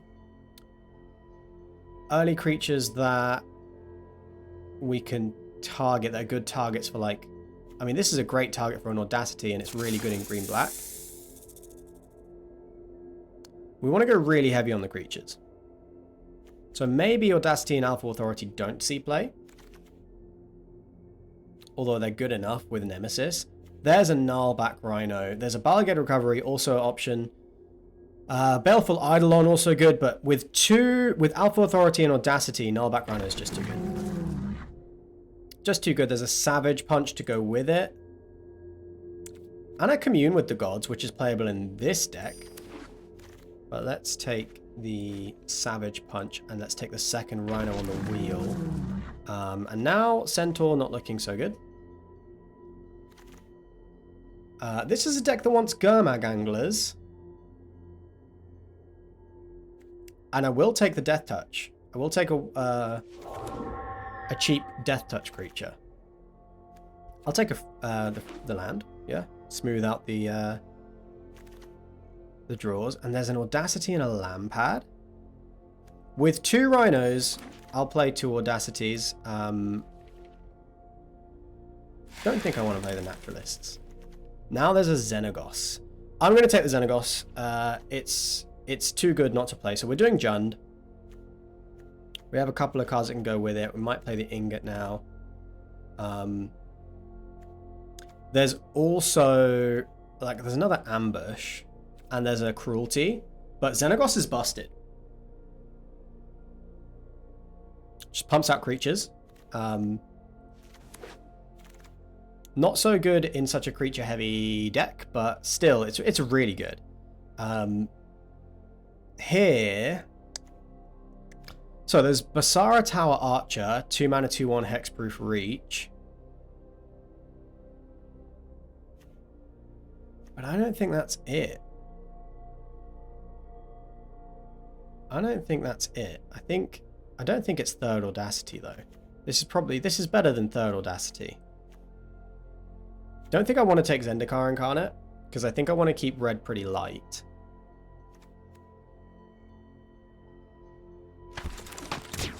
And this does hold an Audacity very well. Now, there's a Nemesis of Mortals. There's a Predation, another Alpha Authority. I'm going to take that. It's really good with a Rhino.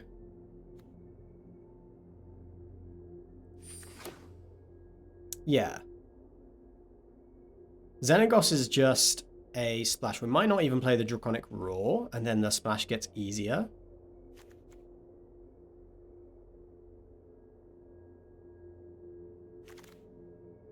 I'd like to see some Gurmag Anglers. Berserker is a good aggressive card, but there's a 3rd Rhino or a land to help us ramp. Sorry, a land to fix for Xenagos. I'm going to take the land here over 3rd Rhino. And then I'm feeling pretty good about the land. Now there's a Dreadball. There's a Catacomb Sifter. Nemesis of Mortals. Dreadhound. I gotta take the Dreadhound. Gotta take the Dreadhound.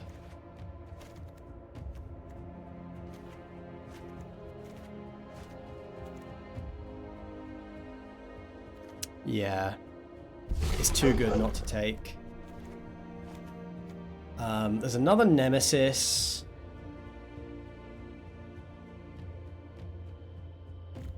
Surely that's better than Tasiga. Although Tasiga plus Dreadhound is pretty good.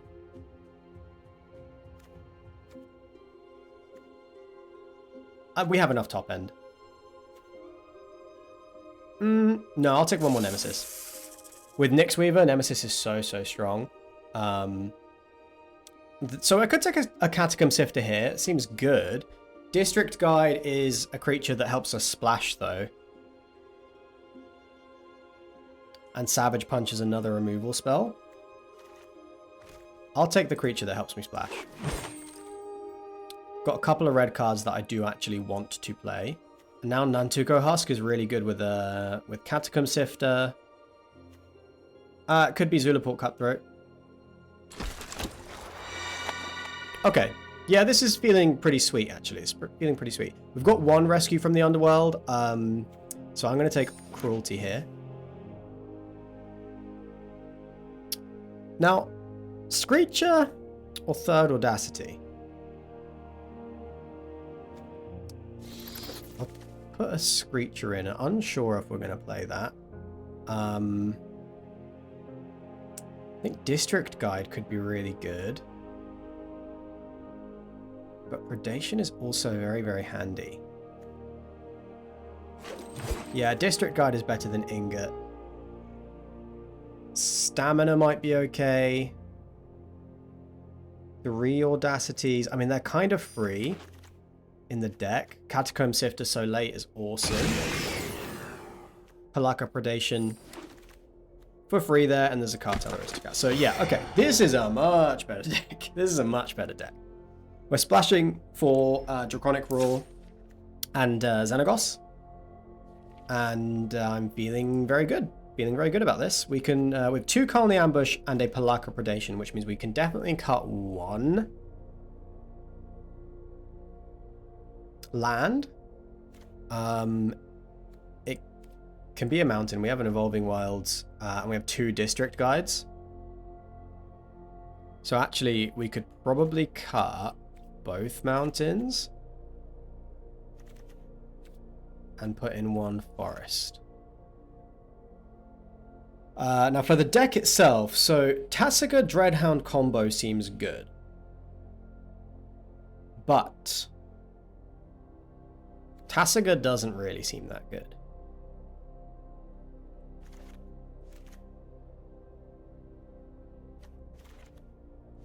I mean, he's kind of a step in for a Gurmag Angler. Audacity feels sort of free because you whack it on a creature, you draw a card. Screecher I don't think is superb, although it does hold an Audacity pretty well. Does hold an Audacity pretty well.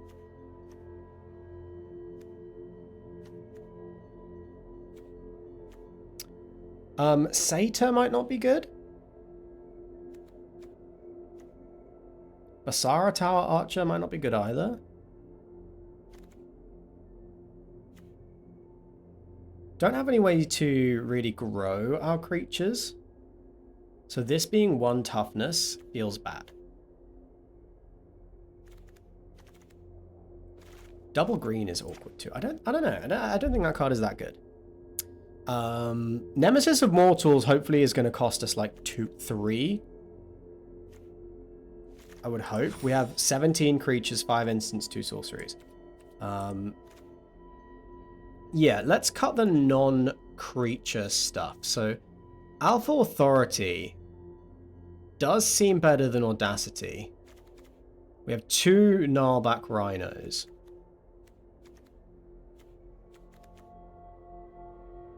Eidolon might be a cut.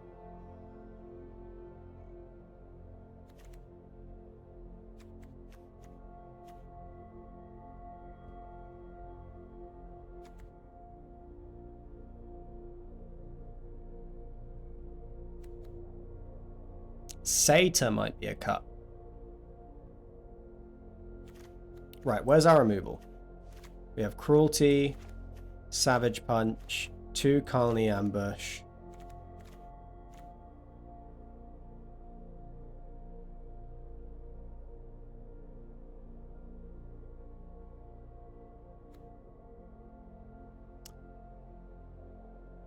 Yeah, Dreadhound seems quite good.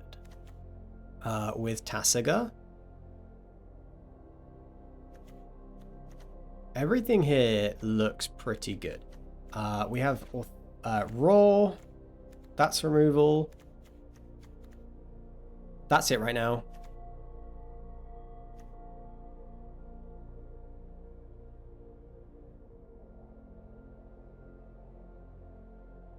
That's it right now.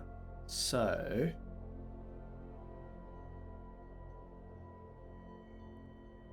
think I'm going to cut 2 Audacity.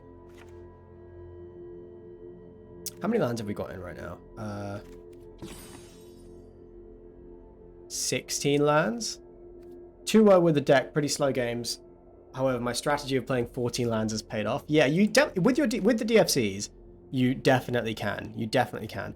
I have 1, 2, 3 DFCs and 2 district guides, which does make me think I can go down to 14 lands too.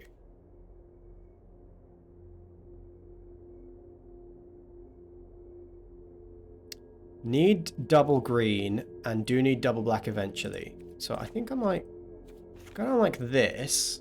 Then we have 5, 6, 7, 8, 9 green sources plus 2 Colony Ambush. And we have 4, 5, 6, 7, 8 black sources plus Predation and 2 district guides.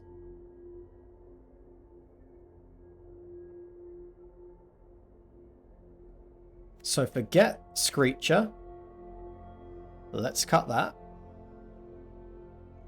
And we could cut 1 district guide. Yeah. I think that's it. I think that's it. So I think we are splashing red.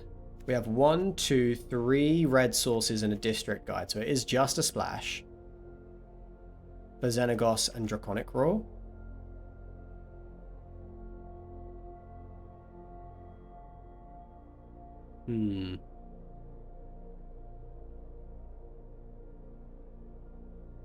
It's possible I'm supposed to play District Guide instead of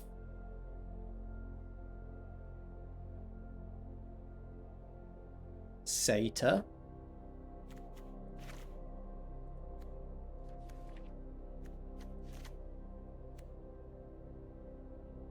Okay. I think this is the deck. So we're going to grind our opponents out and then win by playing massive creatures for really cheap and whacking enchantments on them.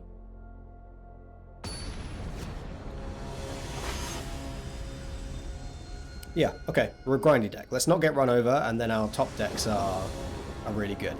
Okay, decent land. No removal. But Catacomb Sifter on 3 is pretty nice, so we'll keep this.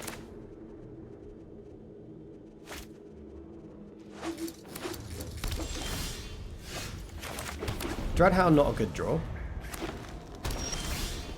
Swamp is a good draw. So do we want to play out the Eidolon? Not when the opponent's not doing anything. We can take it slow. There's an Alpha Authority. Alright, so I'm gonna go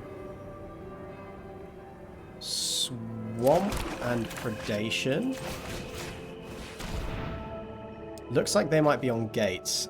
So there's a Nissa. And a Ram. But they don't have any more gates. But we'll take the Nissa. That's a strong card. Gatebreaker Ram is a 4/4. But we can play out the Eidolon to block it. They have the Cruelty in hand.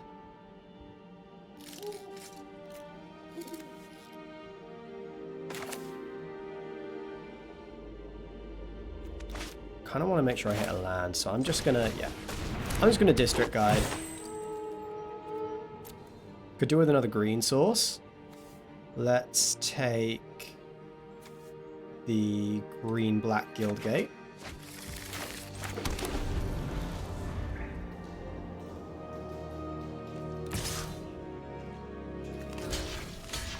We can take this block because it fuels our Nemesis.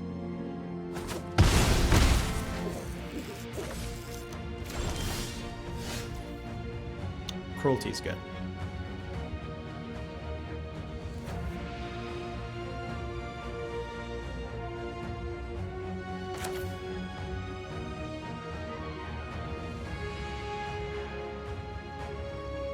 Not missing anything, am I?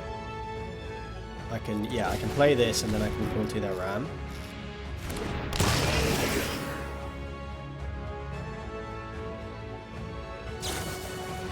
Yeah, cool. They cruelty my catacombs here. But now they've played their cruelty. I thought this made 2. Misread that. It only makes 1 Scion token, but that's fine. We can play out our 1/1 Death Touch.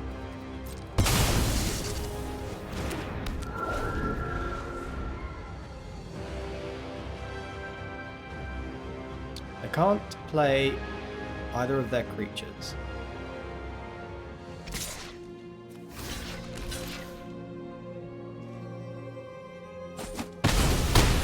They're going to trade off the Ram. We still have our cruelty in hand, which is real nice. And we can play out an Alpha Authority. Or just a Nemesis.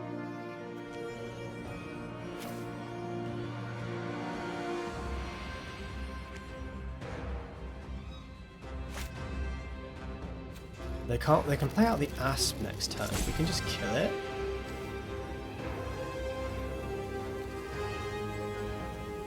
Yeah, let's play out the Nemesis. We can always get it back with a Nyx Weaver if we need it later.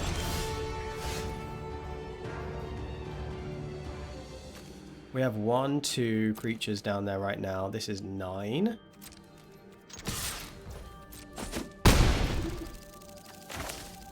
So let's get Nyx Weaver online. And let's not play the land. Let's keep on the ambush as a spell.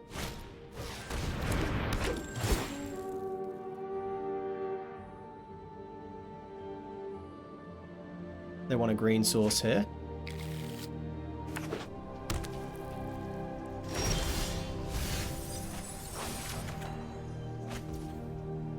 It's 2 spells off the top. Not ideal. But still, let's see. We could... I don't want to use my spells here. Yeah, I think we just attack here.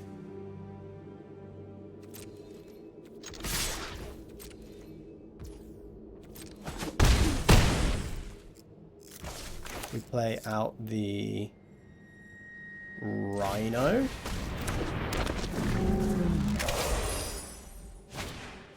They play their own Rhino.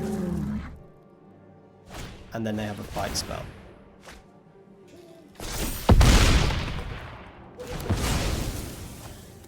Alright, no sweat. Their life total is real low. Two more non-creature cards off the top. Thank you very much. Thank you very much, deck. So let's take out their Rhino. Let's play...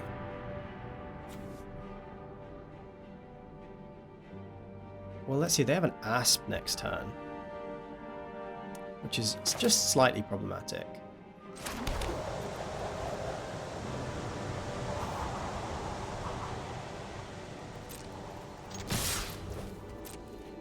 We can play Dreadhound next turn. Taking 4.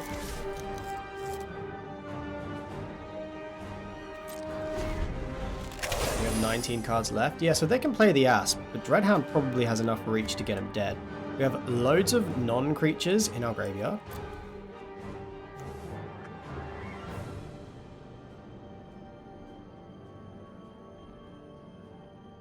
Because they can play the Asp, but they have to block the Rhino. Brood Monitor.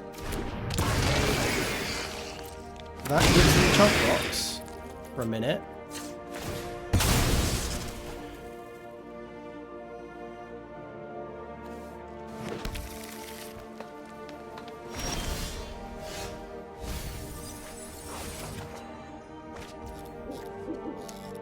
Okay.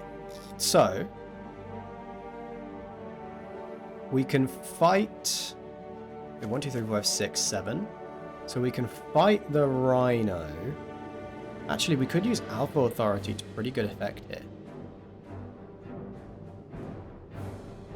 Now, we could fight the Brood Monitor.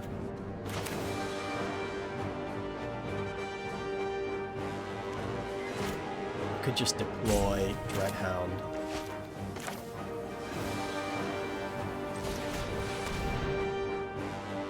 See where that gets us.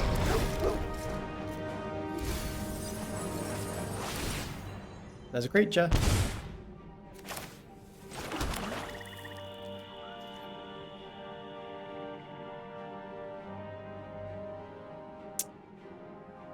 I mean, I could attack with both, but just so it didn't have haste. It doesn't have haste, does it? So that would have been next turn. But yes, like we could have attacked all there. They kill one thing, they lose another point of life. Yeah. Oh, is it whenever a creature dies? Not a creature you control. That's pretty good. Yeah, they would have had to have at least 3-4 creatures die. Yeah, so that would have been lethal. You're correct. You're correct. I actually missed that, but the opponent didn't. Good hand. Trailblazer. Annoying, but Eidolon's pretty good against that.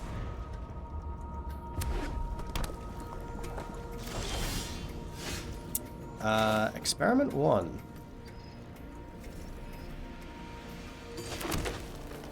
It's a temptation, but no, let's just play the Eidolon.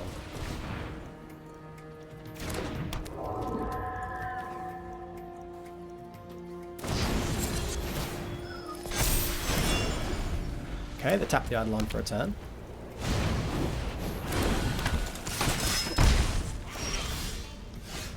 Cruelty. Cruelty's real nice. I think the question is, do I go for the flyer or the 1/5? I think I'm supposed to take out the flyer. I kind of think I'm supposed to do it now.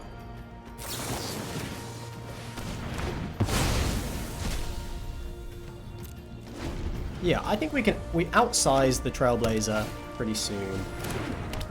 Can't draw more than one card each turn. Okay.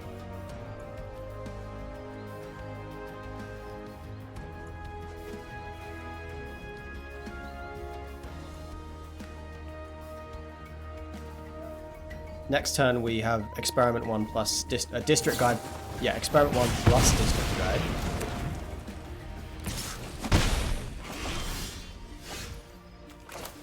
So we can go Swamp, Experiment 1, District Guide, look at all that value. We can find an untapped land for next turn. We have red. Let's take the... We have 2 black. Let's take green.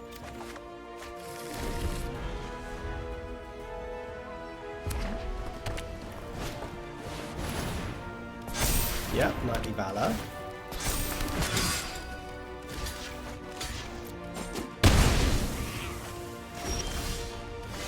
Dreadhound.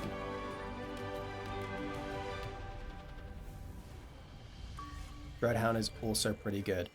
But still, I think the 5/5 is pretty strong against them. We could whack the Audacity on it.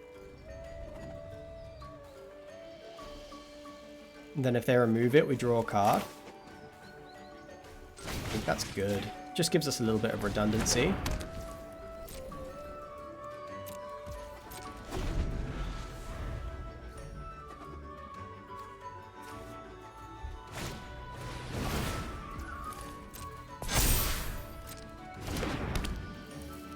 Okay, if their last card is something good, then they might be in this.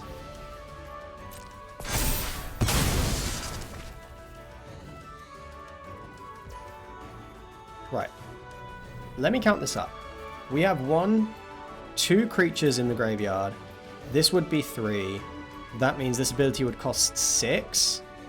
So we couldn't do it next turn. So let's just...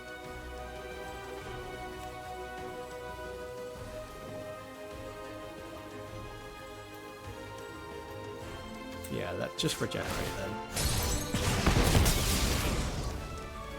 I think I gotta take 6.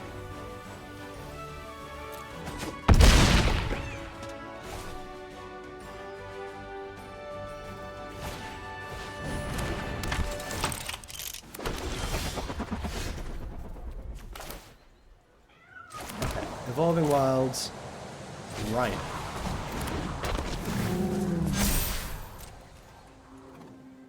Dreadhound next turn. We're on the defensive, so no attacks. But yeah, if they brick, then they don't have good attacks.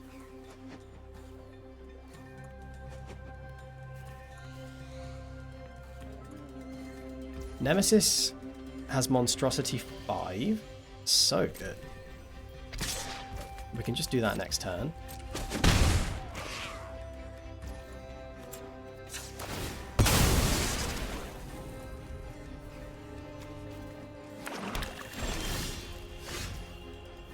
There's a Draconic Roar.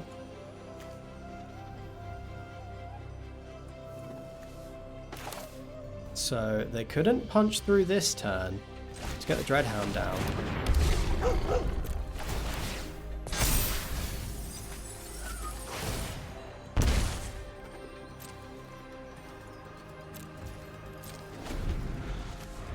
That's 1, 2, 3 creatures down. So for 7 mana, we can activate Nemesis of Mortals. Oh, it's Gruul Guildgate. So we can kill something at instant speed. That's not superb.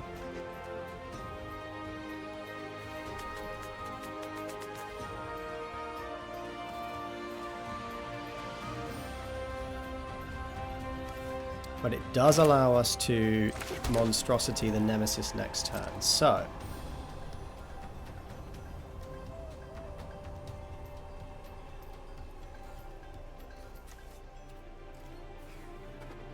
let's go no attacks. End the turn. We're at a bit of a stalemate. Might need to just Draconic Roar the Flyer.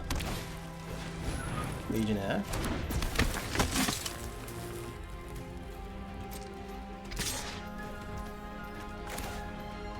Ugh, it's kind of shit, but it might be right. I think it is.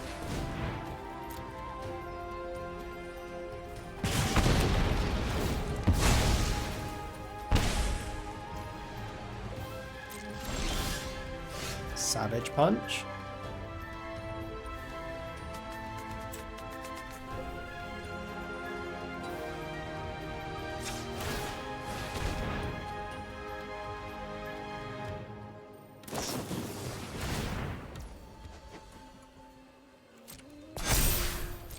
Well, that's good.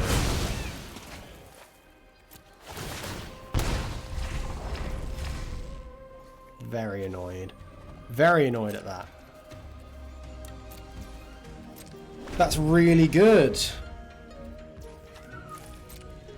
What? That's exactly the top deck they needed. Ugh. Okay, Rhino. So, I think I'm supposed to fight the Spirit of the Labyrinth.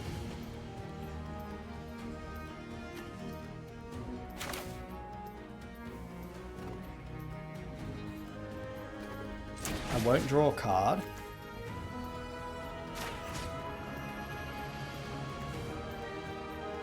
But I might be able to draw more cards in future, so I'm going to do that.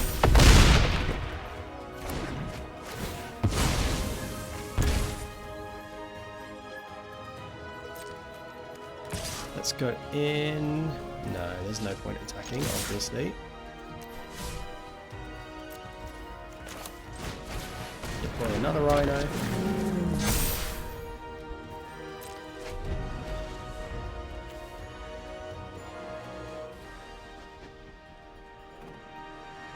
Don't know why they're not attacking. I mean, I guess, yeah, we can kill their thing.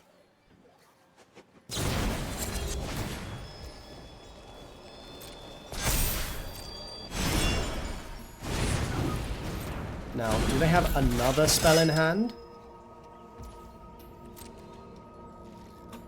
No, they don't. Nyx Weaver is amazing. It allows us to get back Nemesis.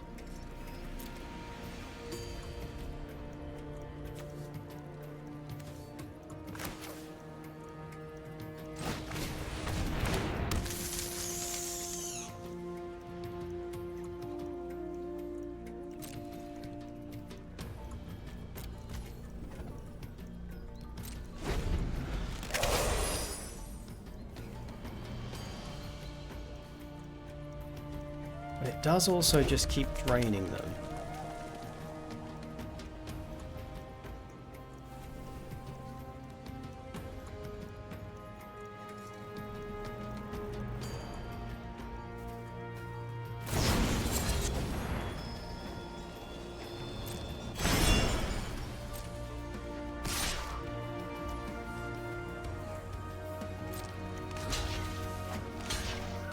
We can just do this.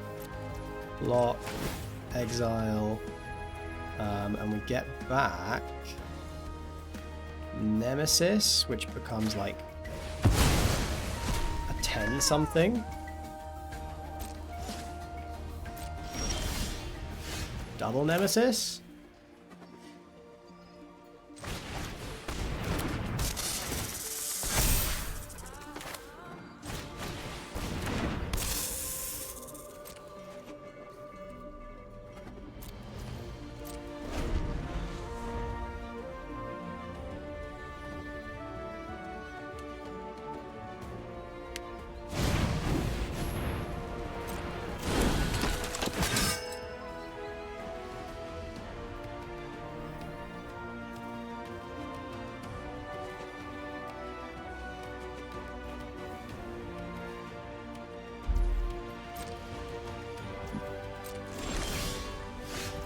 Ambush.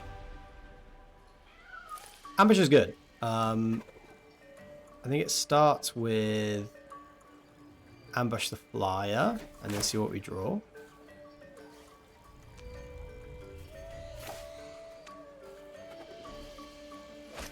But it might just be, yeah, this is an interesting game. It might just be make the Nemesis a 10-10 and then swing in. Kill one thing.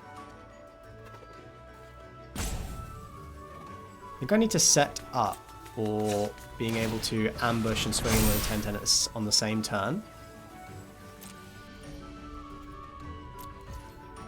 Yeah. Yeah, that's what I need to do. I need to swing in with a 10-10, they block with the Trailblazer, and then I ambush it.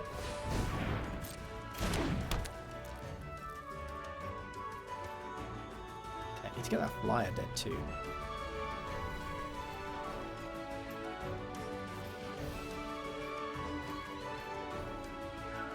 But next turn I can attack with everything but the Dreadhound.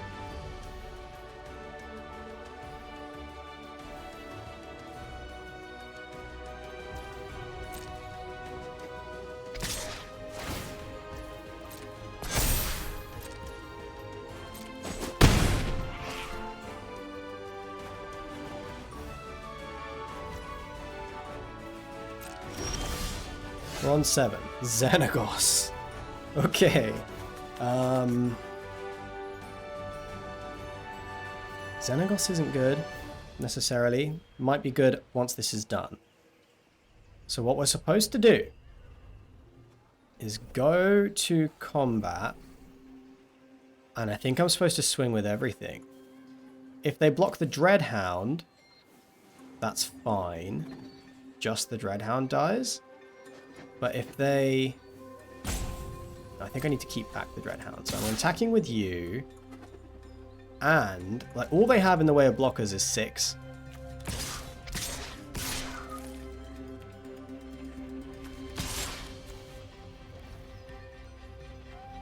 But if they block,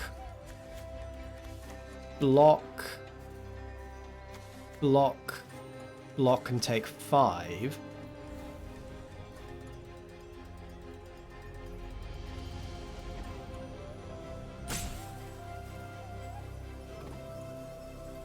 Am I missing lethal?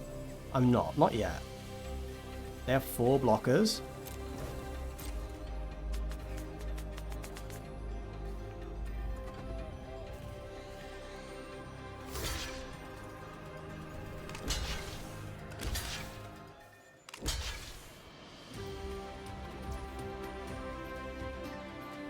Okay, so chump block there.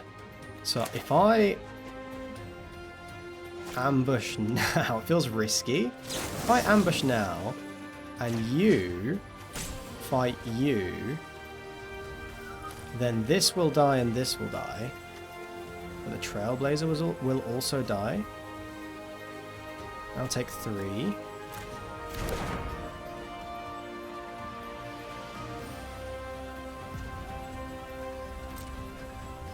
Oh, I think this is fine.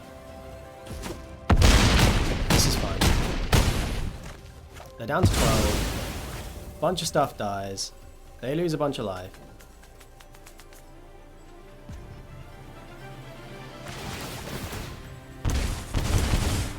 They're down to 8.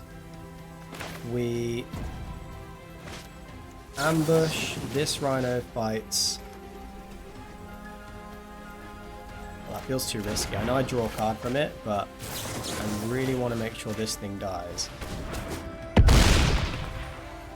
If they had any protection spell, I'd be in some trouble.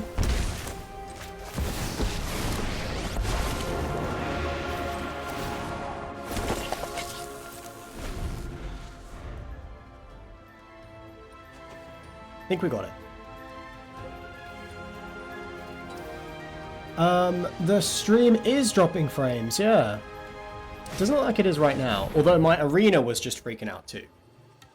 Lotus Eye Mystics, get back an enchantment. Yeah, they get back Ordeal of Perforos. Doesn't do anything, is it?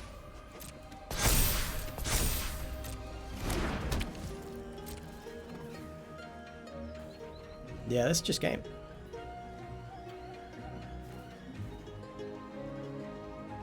They have 2 blockers.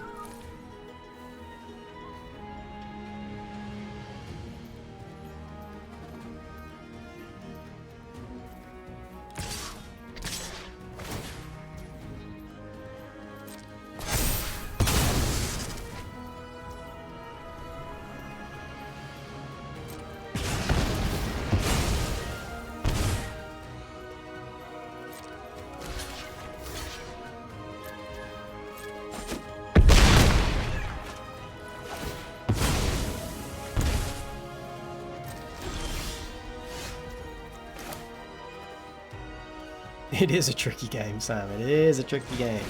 I think I just make the 2/2 here though, and then like Nemesis gets bigger, and I just attack, and then I'm fine.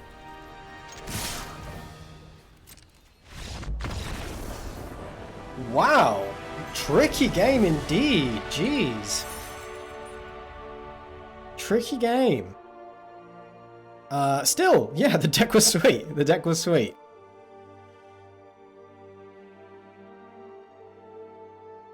Really sweet. God, I forgot what was happening there. I thought that was like, I couldn't figure out what game we were on. I was really deep in the tank there. Oh, okay. Yeah, deck feels sweet.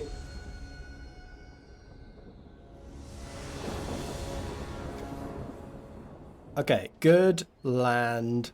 Opponent goes first. Our first play is on turn 3. It's going to have to do.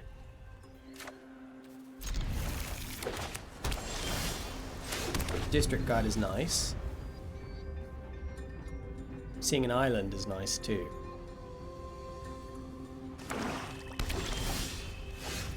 Cool.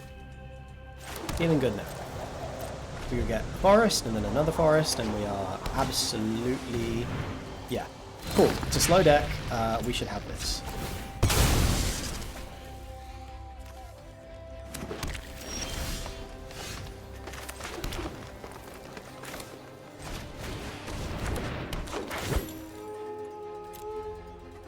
Let's go get a...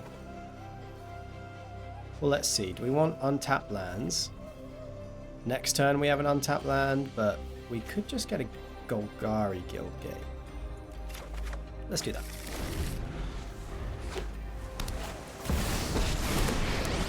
Interesting. Not to brag, but my friend's kind of a big geek. Bet you can't fathom my plans. Very interesting. This makes a 1/1, so we can pressure Kiora fairly well with it. Or we could get the Rhino on the board. But I say we get the Catacombs over there. 2 creatures for the price of 1. It's pretty good stuff into a Planeswalker.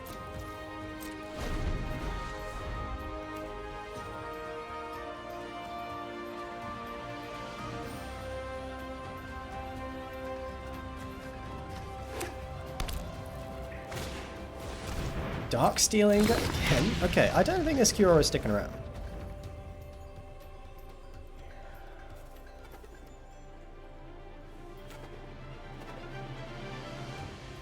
That emblem is nuts, man. The waves crash at my command.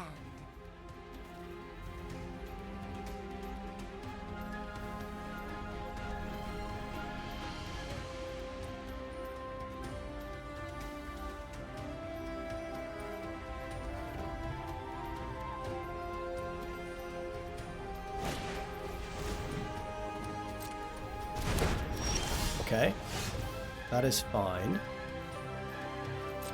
Let's get our attack in first. Kyora's down to 2, and we can go Forest, Experiment 1, Null that Rhino, and we are putting plenty of pressure on. I'm feeling like we're in a good spot.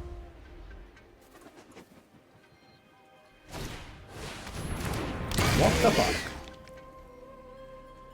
Okay, that's fine. I am Exiles like 2 the sea. Exiles 2 permanents they control.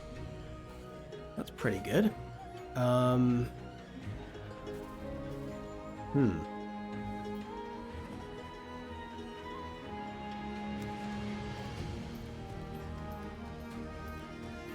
What the fuck do I do now? Guess I take out the Kiora.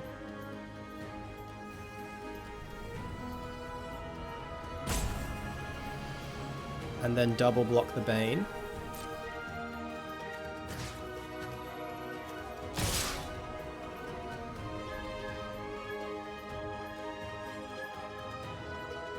I should have played the Rhino first, so that I could keep the Experiment 1 alive. Okay, well the Cura's off. And they blocked the District Guide, which is fine. 6/6 is good against Bane.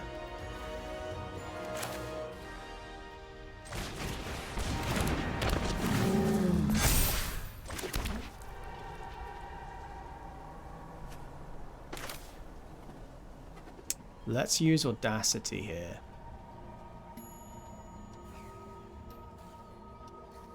Yeah, I think I do want to just whack Audacity on one of these.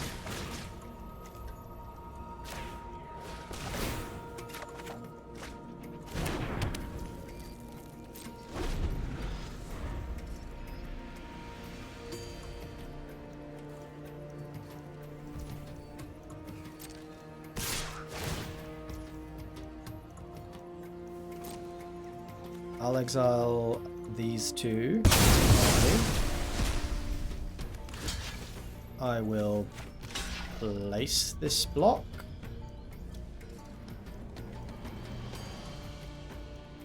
Am I double blocking this thing? If they have a pump spell, I should double block it. If they have a removal spell, I shouldn't.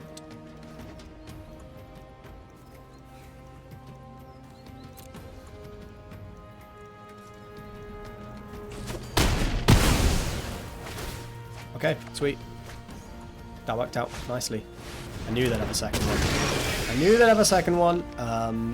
But still, Dreadhound is pretty great.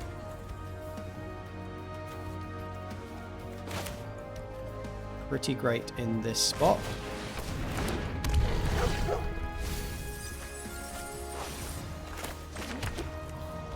But nothing else than for blocking. We can exile 2 lands. They attack. Well, I'll just let's exile the Rhino and a forest. They didn't have a way to protect it last turn. There's no reason to assume they do again.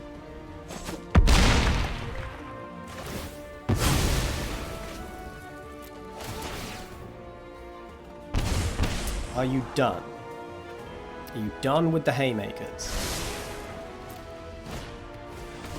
Yes. Okay, alright, 2 Nyx Weavers is nice. How many cards have I got? 18. I actually think I'm not going to... Might just get a card back with the Nyx Weaver.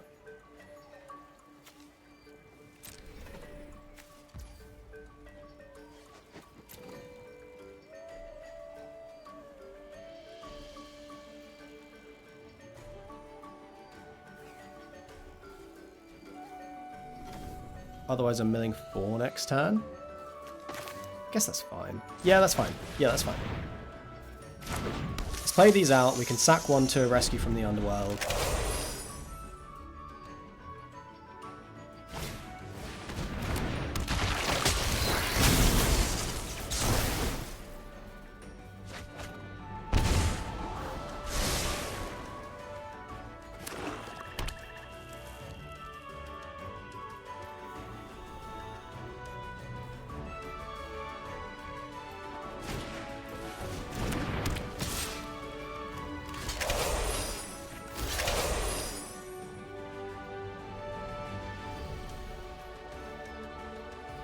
Should I just take 4?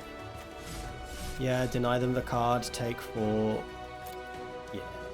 We'll have a bigger creature on the field in a minute.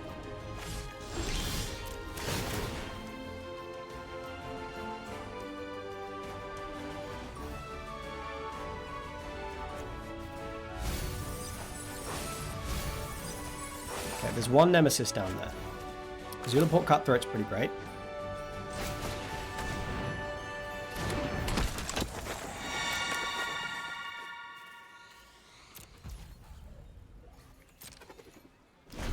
So what I need to do is trade with the Fell Stinger to get the Death Toucher off the field, and then sack the other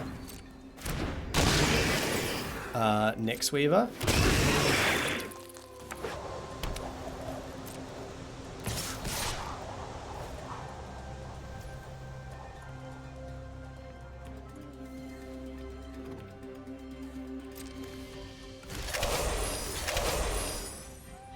Take another 4.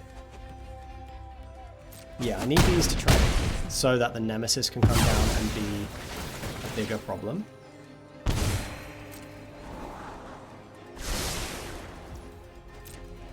Keeping on top. Last card is a land. So now I'm going to bring back... I want to bring back a Nemesis.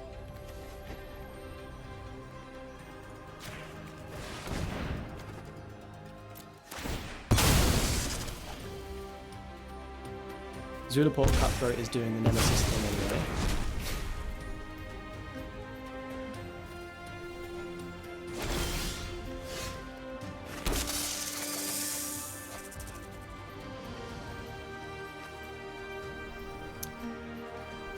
I think I'm supposed to attack.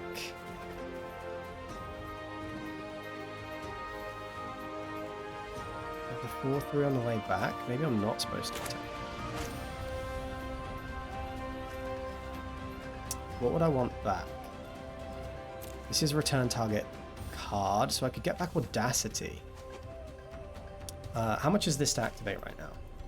1, 2, 3, 4... 5, 6. So this is 3 to activate. So I can activate this. Okay, alright, this is huge, right? So I can...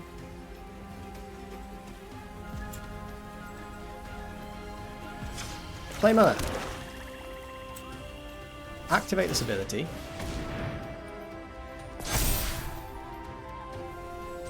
Use Nyx Weaver, exile it, get back Audacity. Do I have the other...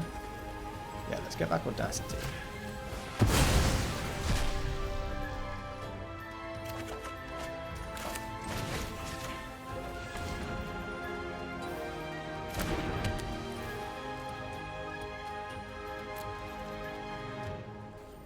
Cool.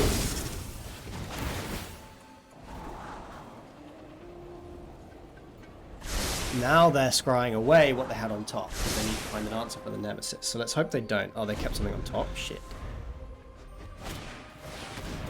Immortal. Don't know if that helps. Destroy the Audacity.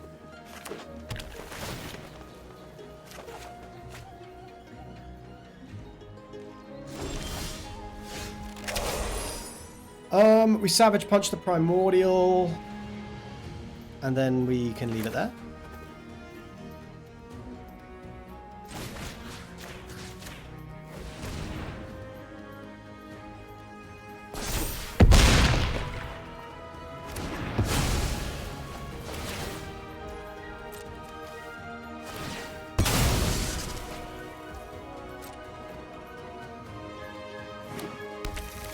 think we're doing okay, especially given that they, like, we had to deal with a Kiora and 2 Bane of Balageds, like, back to back.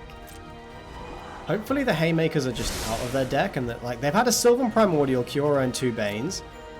Hopefully that means the Haymakers are out of their deck and they have nothing that can contend with a Nemesis now. I could attack, they'd have to double block. And leaves them with a Kiora's follower. It's not good. There's no point. That'd be silly. We still have another Nemesis back here. Sorry, in the deck. 10 cards left. One of them is a Nemesis.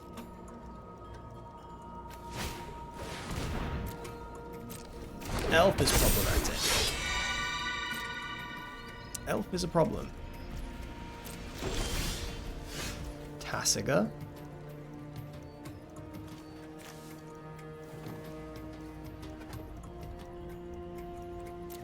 Tasiga is interesting. How many cards do I have that I would not care about? I have 1, 2, 3, 4, 5. Okay. Do we make the attack first?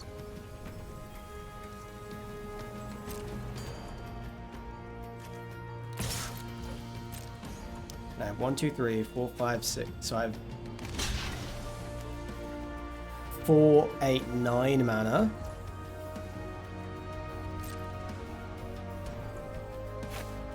Cool. So I'll go through you and then through the 4, 3. Let them do this. Because Tasiga is going to allow us to get back so much stuff.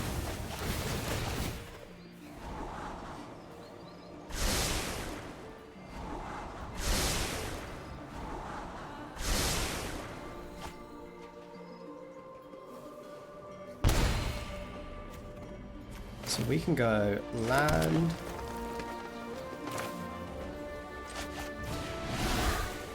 Let's exile 1, 2.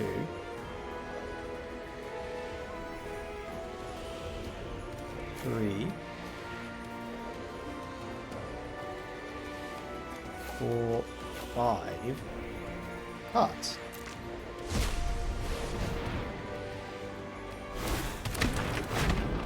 Now, Tasiga's going to unfortunately get us dead. But I do think I want to do this at least once now.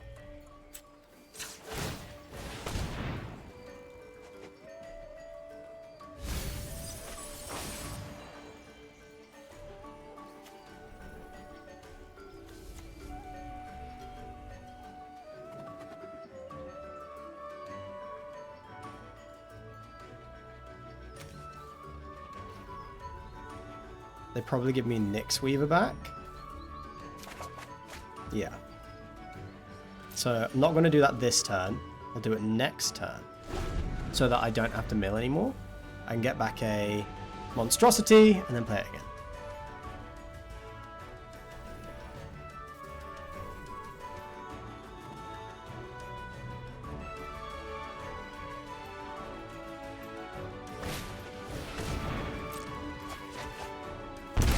They have 10 cards, I have 10 cards. I have 7 cards. So we need to get them dead before we mill out. And it can be done. It can be done. They've got to be exhausted.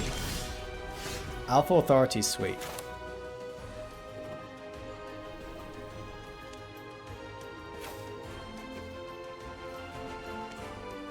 So let's do black, black, green.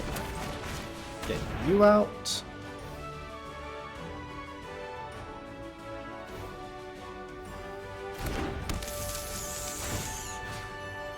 Exile this, get back. It could just be Rhino. No, I don't want to draw cards. I want Nemesis.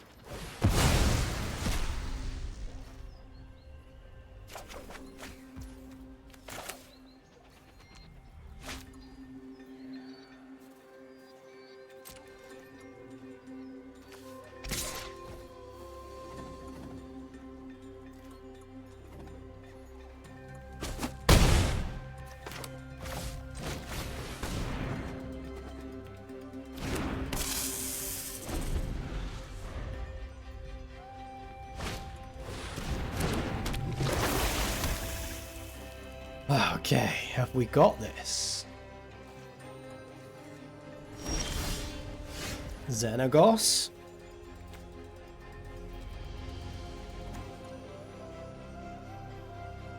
Xenagos plus Alpha Authority on Tasiga plus Monstrosity Nemesis. That might do it. We'll have 4 attackers if they... Yeah, we'll have 4 attackers. They will block the 2-2. It will die. They'll lose 1. And then they'll chomp block twice.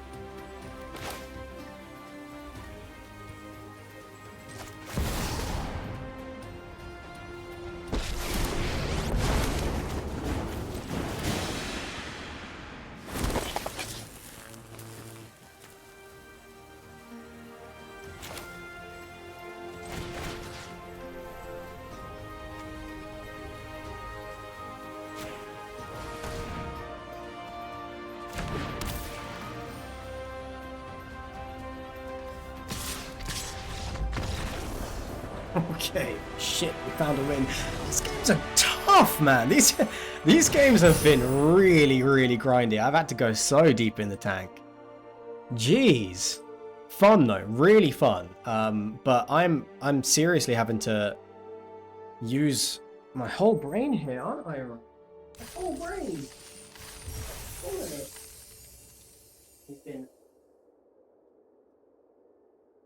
He's been napping this whole time. Orion's been in the room on a beanbag, napping.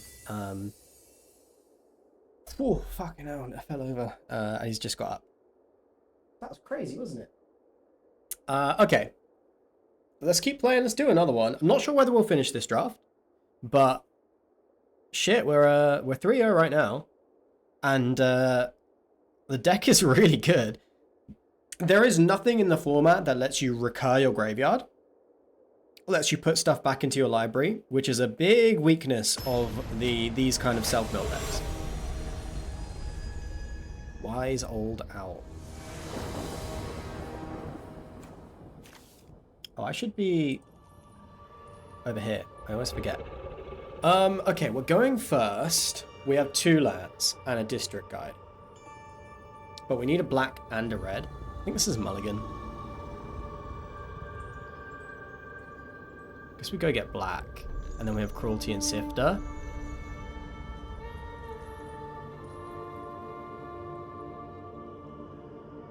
So awkward. We just need to draw a land, and then the hand is fine. I'll keep it.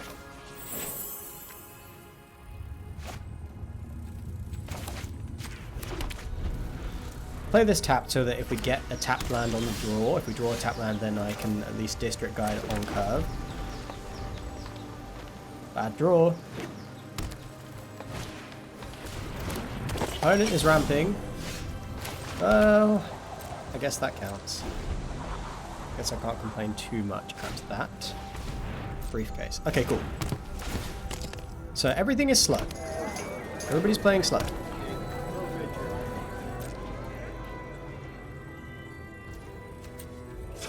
We'll go get a swamp.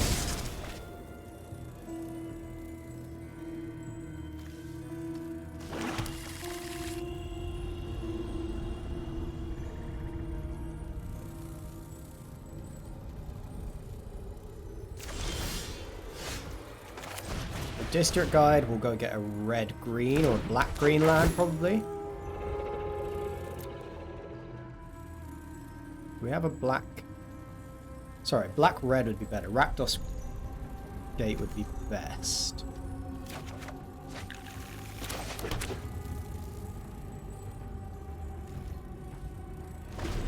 Okay, so we're up against gates, but now I feel okay.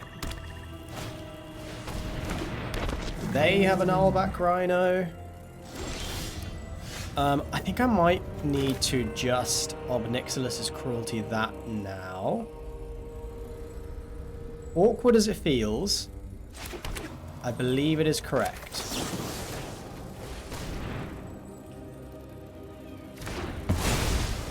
Keep the pressure off us. We have loads of haymakers in our hand.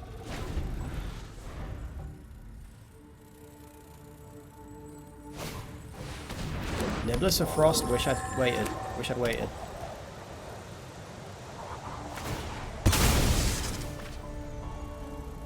This is super, super good. We played a fight spell as a land.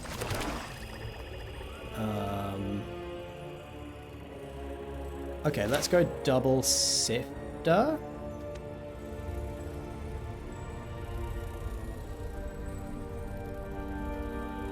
Or should I play the Nullback Rhino and it makes our fight spells better in future? Are the fight spells actually going anywhere? Because of the Niblis. Or because of the deck that I play. Yeah, maybe the Nullback Rhino is just better. Do you know what? I think it might be Sifter into Nullback Rhino.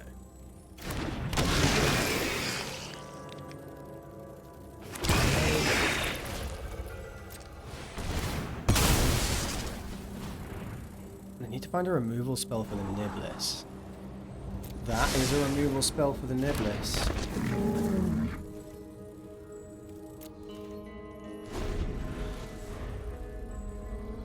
Gotta find a window for that. Okay.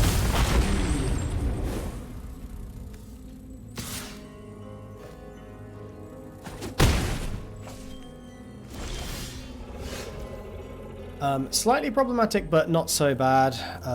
So we gotta take out the Niblis.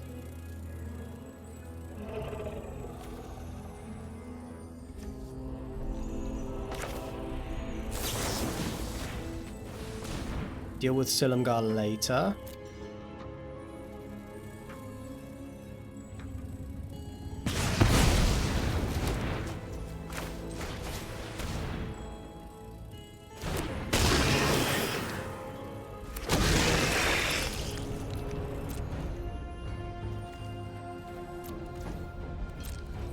Right, so that's a Raw gone, Cruelty gone. Nyx Weaver could get a Cruelty back. That would answer the Silumgar. Clunky, but it would get us there.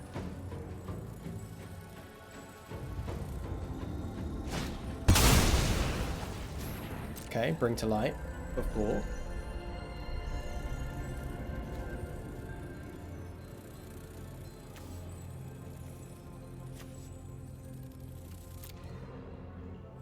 We do also have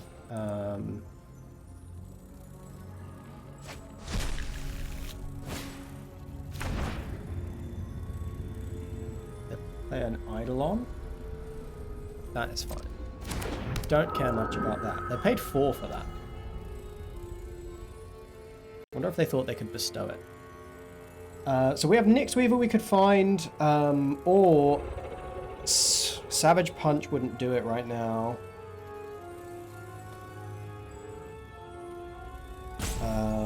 Yeah, it just has to be Nyx Weaver getting back the Cruelty. Or it has to be, you know, Nemesis and then Savage Punch later.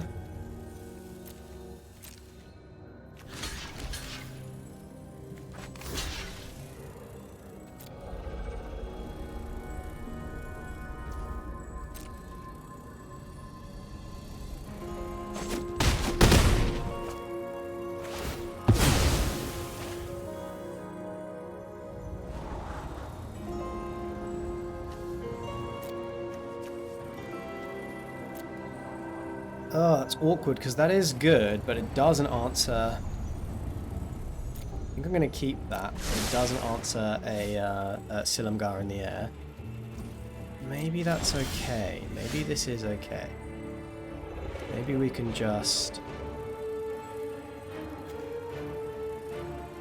Let me see, I can Xenagos...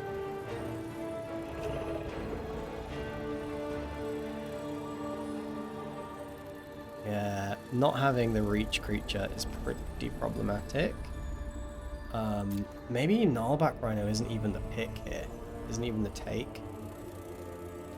I rescue from the underworld, get back Sifter. Or do I just play the 5/5? 5/5 isn't good here either.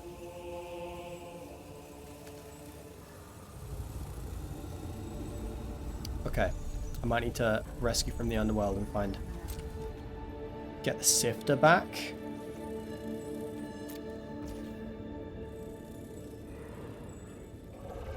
Need to do something about this dragon. Need to do something. They didn't have anything good with Bring to Light, so nothing for 4 or less. So if I can answer the dragon, I'll feel like we're in really good shape. So let's be prepared to do that. Let's try and find an answer for the dragon.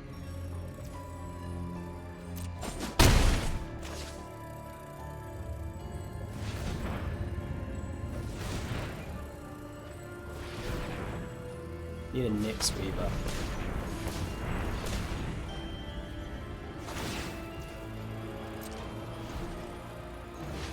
What the hell is this?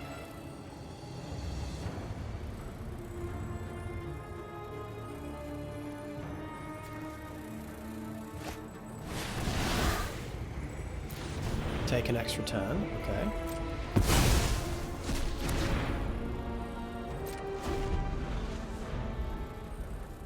That's fine. That's fine. Ryan, I'm trying to stream. Can you not fight me? That's not fine. That is not fine at all. So I need to answer it very soon. I don't think I have a way out of this.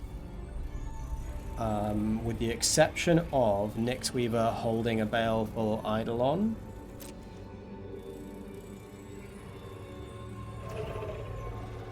Or...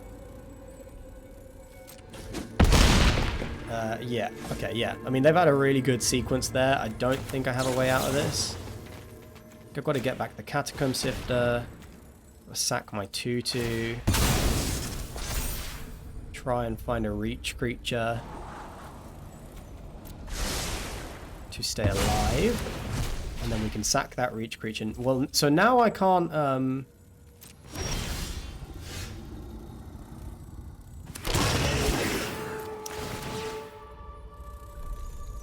Now I can't...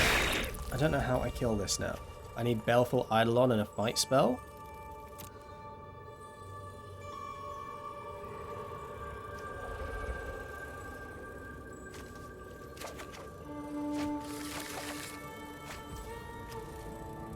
Okay, I'm going to sack one of these and try and scry our way to Baleful Eidolon plus fight spell. That is the only way we get out of this.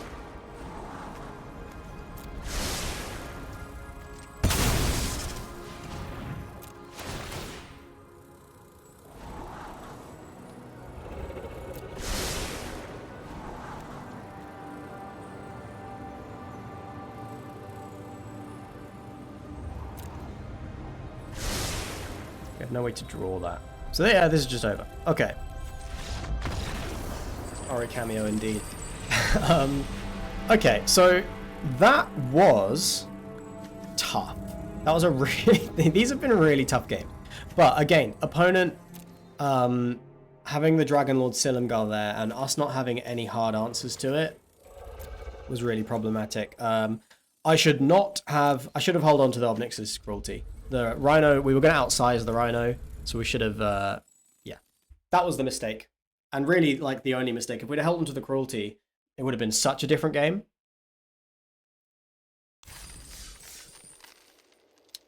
Ooh, alright, one more then. Go on, since you asked.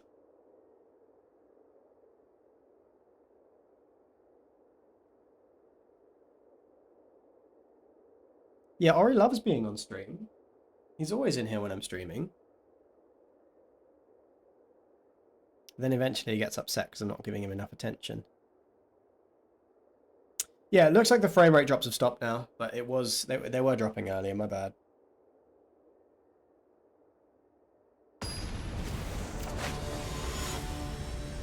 Deck feels good. Just got to remember that we have to take out the right threats. Anything we can't outsize. It's a good hand.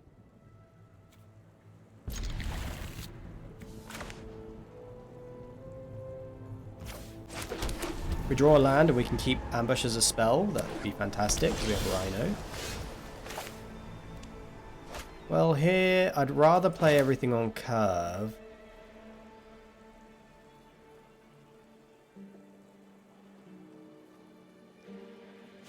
So I'll play this tapped.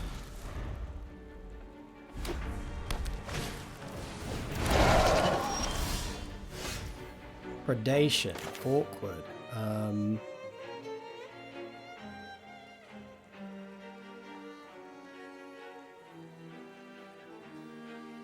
So then what am I doing next turn? If I get a tap land, what am I doing next turn?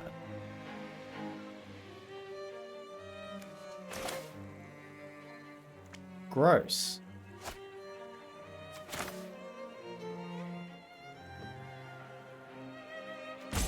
Taking next turn off. Am I taking this turn off or next turn off? Ugh.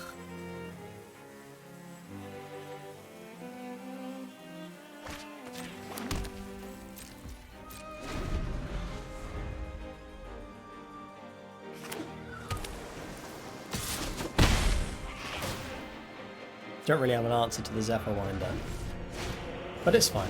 It's not having to do anything. Audacity is great with a Rhino. They might just remove this, but we have Rescue from the Underworld to get it back, so that's fine. And maybe we go land Nemesis of Mortals. And if they don't, then Alpha Authority and Audacity on a Rhino is a really good game.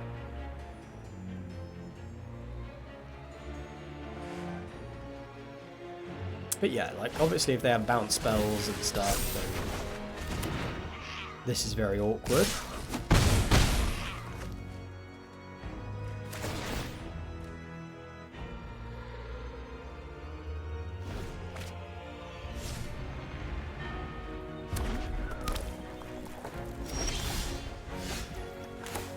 Okay, land helps. Need Rhino with Hexproof.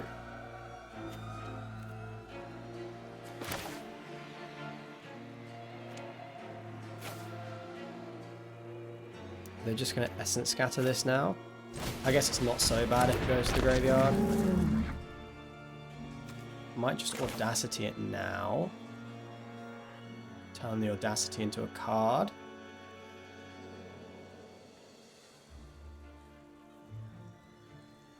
Yeah.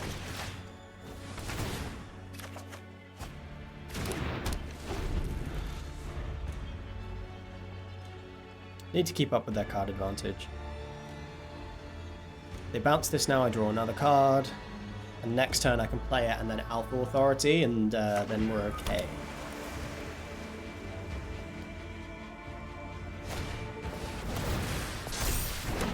Yeah, okay, these flyers are massively problematic. This is the big weakness of the deck. These stupid flyers. Stupid flyers. Okay, so...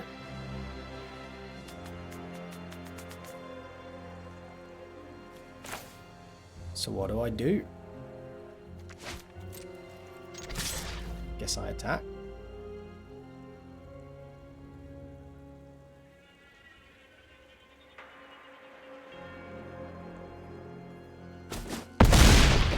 I could Alpha Authority and try and find a fight spell. I think that's better because I think I'm likely to just die otherwise.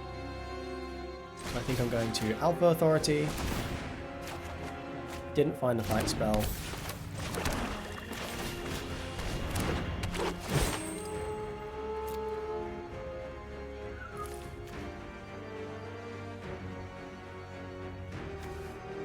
We'll just take it to the forest.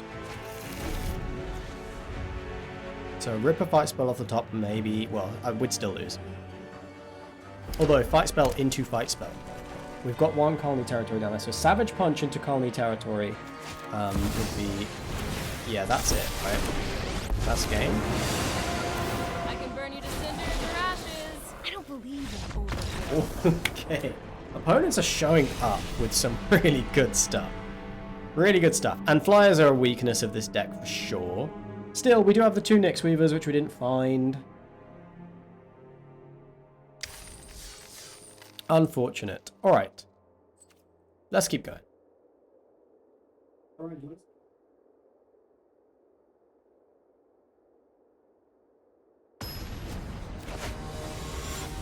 look. Don't step on the keyboard. Good lands. Good hand. We draw into some big beefy stuff. Please.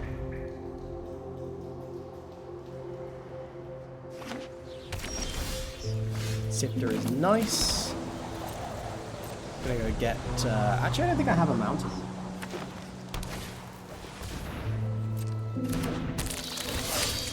Okay, Harpooner. But, yeah, I mean, I could go get a black source. I don't think I have a mountain. Yeah. Okay, that is fine. Eidolon is pretty nice. Let's just play the District Guide, block the Harpooner. Go get a Rural Guild Gate.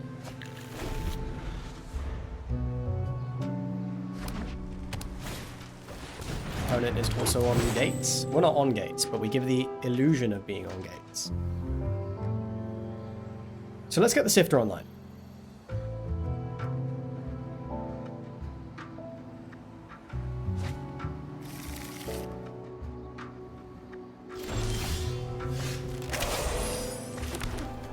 Sorry, the Weaver, not the Sifter. Their gates ablaze, they wipe everything. I'd like to have the Catacomb Sifter down before that happens. And now we have a reach creature in play, which is pretty nice. We milled two pretty good cards. I think Pelaka Predation's really nice here, right?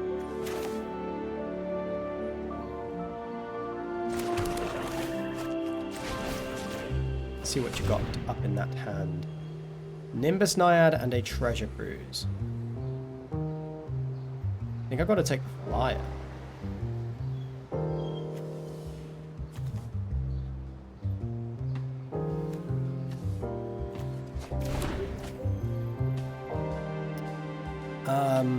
Now I could play out the Baleful Eidolon, but I don't really feel the need to. Let's just sit back and chill. So there's Alpha Authority and Savage Punch down here. There's a couple of creatures. But Cutthroat's pretty nice.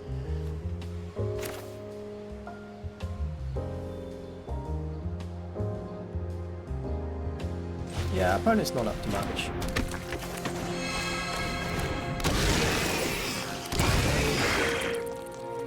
Let's keep the Colony Ambush as a spell.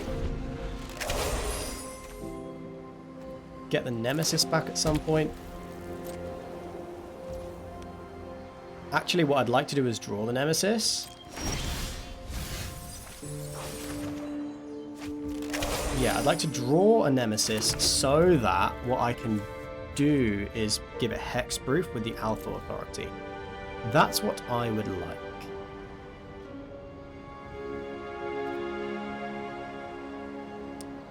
What do I want to...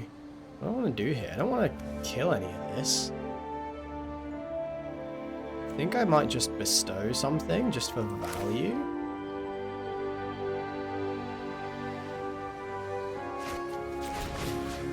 Bestow this 2/2, comes in handy later.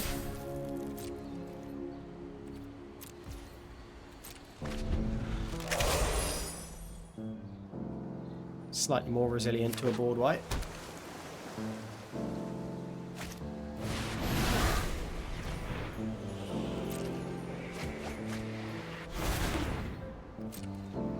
Lines up a Colony Ambush pretty nicely later. 16 cards left. Dreadhound is sweet.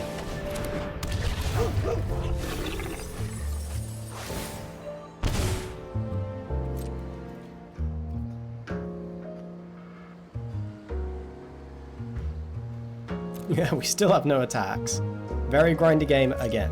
So, I can get back a Cruelty, I can get back an Ambush.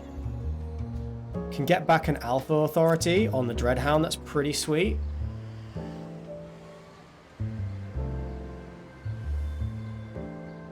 I I don't think the opponent sees it either. So my hope is that they tap out.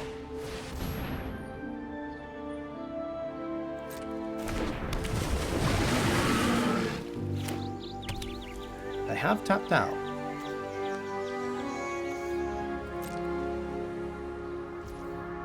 But now what I need to do is get Savage Punch and fight the Kraken.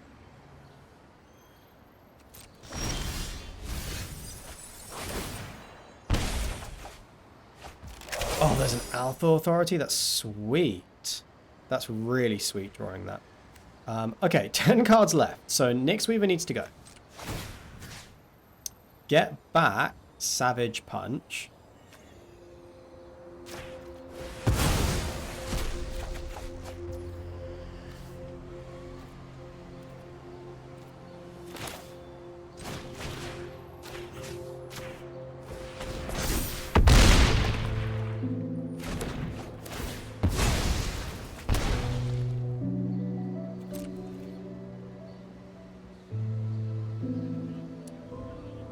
Could start trading off creatures, but we don't need to do that just yet. What I need to do is find a gap to get this Alpha Authority down. Gatebreaker around.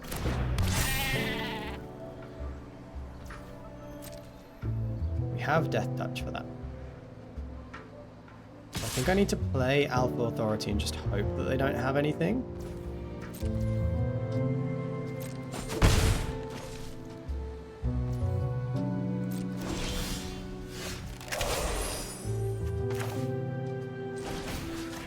Here's to hoping. They didn't.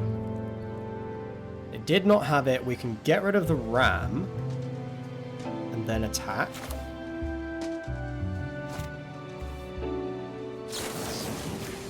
Like this.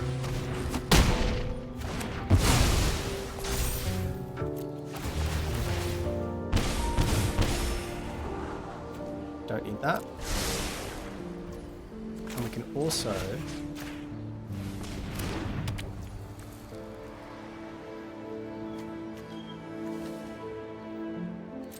cool, so now we can swing it. They can only block with one creature.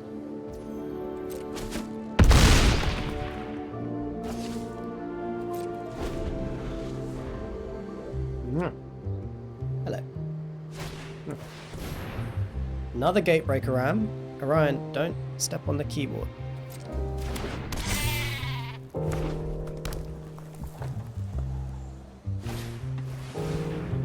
Okay, Salvo Cutthroat. They lose 2 more life. We scry. Let's look for another fight spell.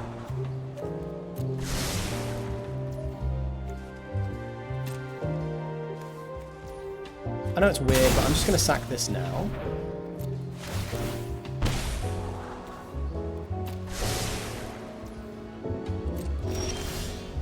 Xenagos. What do you do for me, Xenagos? You... so I can attack, and they can block,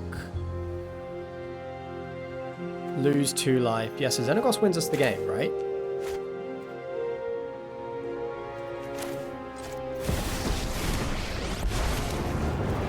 I think we might have won the game anyway.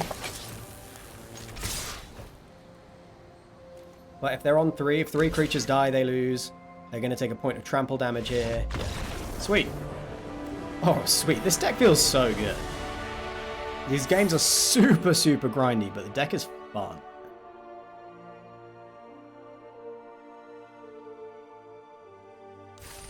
Okay, we made it to 5, right? Oh, Ryan, what the hell was that? Oh, we're on 4?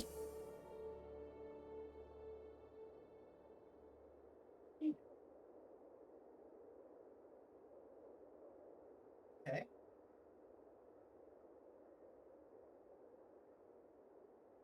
He's found a new toy. He's playing with my fidget toy. 4-2. And hard-fought wins, if I do say so myself. Let's see if we can get to 5. And let's see if we can cash on this draft. Then I'll be happy.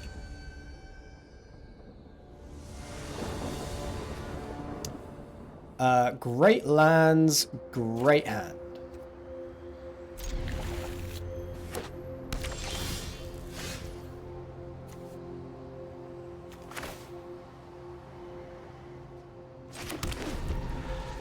Ended 5-3. Deck wasn't fantastic, but it got there. Yeah, man, 5-3 is like all you can ask for in best of one.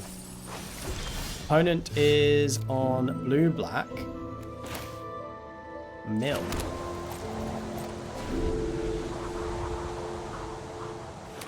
I think I'll go get the other black source. Oh, we've got a District Guide in hand, so it doesn't really matter.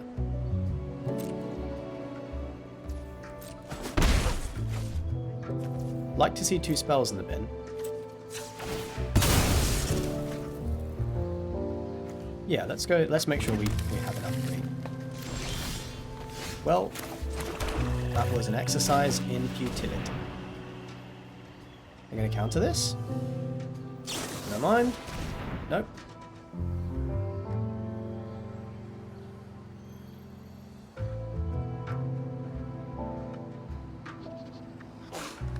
Rescue from the Underworld is great. Dreadhound is great. There's a Treasure Cruise for the opponent. We have red, we have black, so let's get... let's see. On next turn we can play a tap land, so let's get a tap land. Because we have a 3-mana play next turn.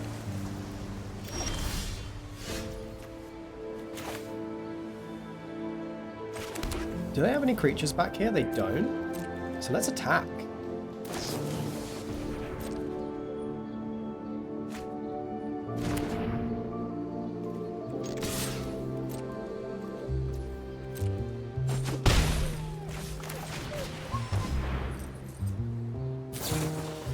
They are going to counter that. Okay, again, yeah, don't mind at all. Might suggest they have another counter spell, but I'm fine with that. They counter my bad creatures, load up my graveyard for me, I'm not going to complain.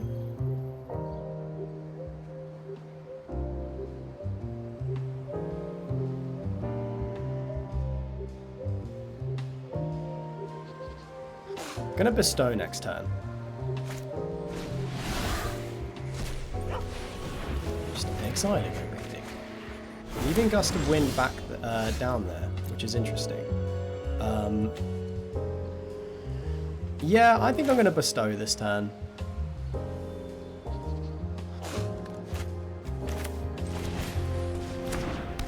No stick. Oh, bestows for 5? Balls. Balls that up then, didn't I?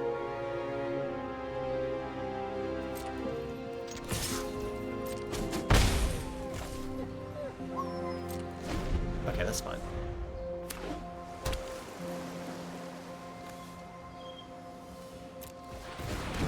I thought the bestow cost was 4. Jesse and Thief?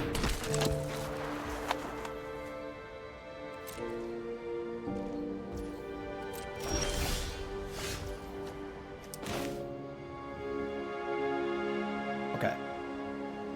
I am now going to bestow, and I am going to play around a Jawari Disruption, and I'm not going to play the Dreadhound into a counter spell. Not that it would be too bad, because you have Rescue from the Underworld.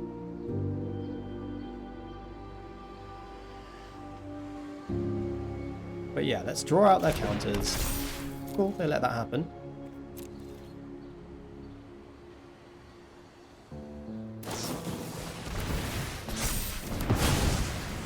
Still leaves me my 1-1. Etherling is really good. We'll fight an Etherling.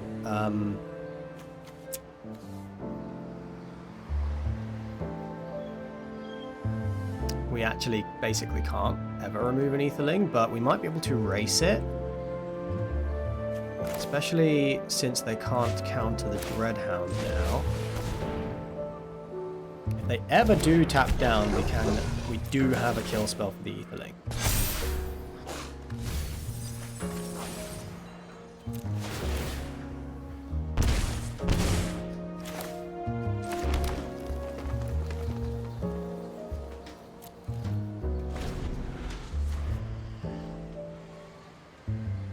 Two Nemesis down there, that's awkward, and a Xenagos.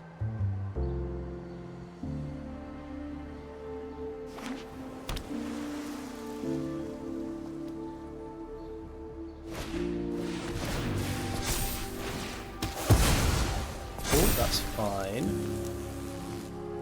But yeah, they're going to outrace us with this Etherling. Etherling is... there's no way... Okay, well, they let down the shield so we can kill the Etherling now. And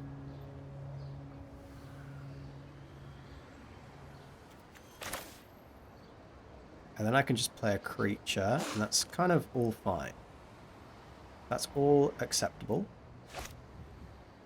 Oh, actually, no, they didn't let down their shields. It didn't let down their shields because they still have one blue there.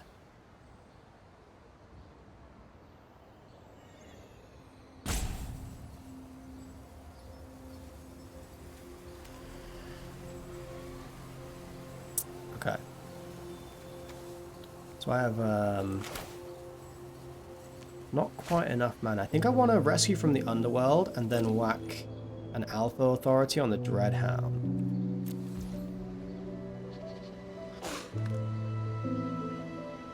Painful, but it might be what I need to do to get them dead before they get me dead.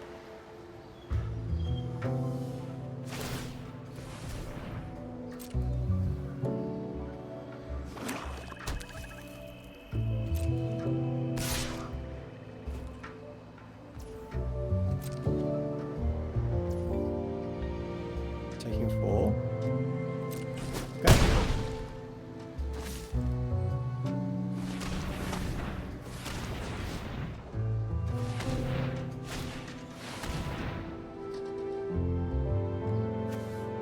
Scarb, huh?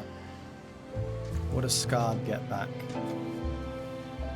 Gust of wind, or well, let's see. Let them make their choice first. They're getting back Treasure Cruise.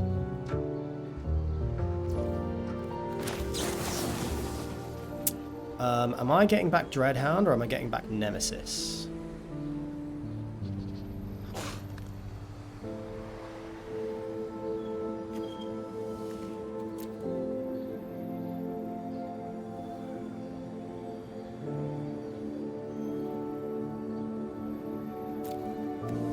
I need to get back to Nemesis.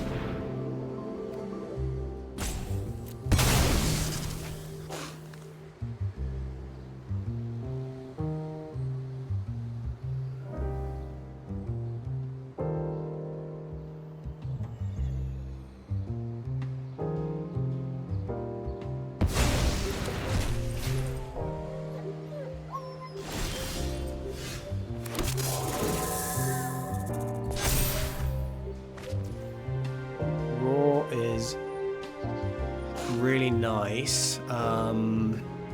They have 2 blue, 3 blue right now. I've got to go for this.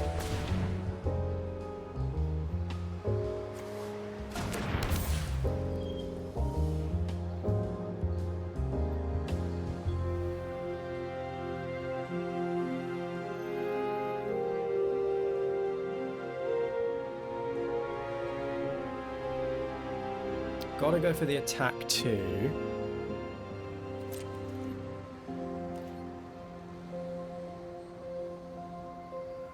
No. There's 1, 2, 3 creatures down there right now, so this costs 6. Okay. Let's play District Guide, go get a land, hold up our 2 removal spells. Untapped Source.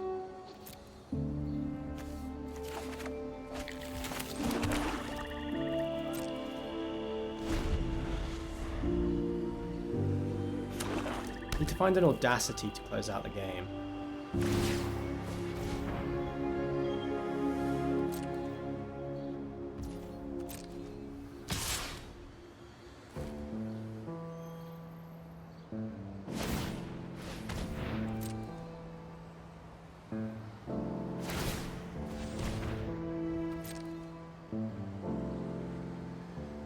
So we could prevent this damage by just using Draconic Roar here.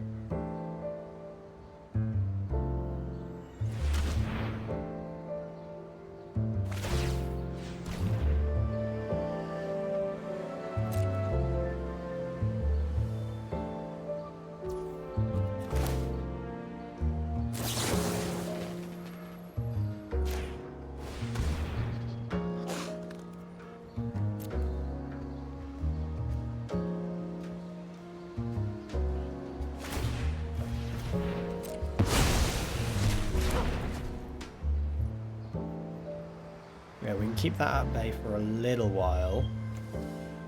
Oh, night, Sam. Yep, we're getting our evening back. Okay, so make you monstrous.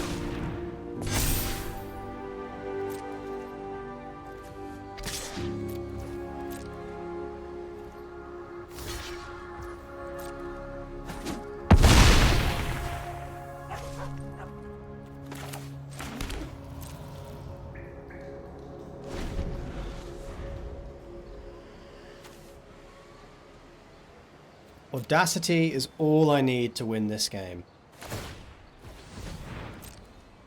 Just got to be a little audacious.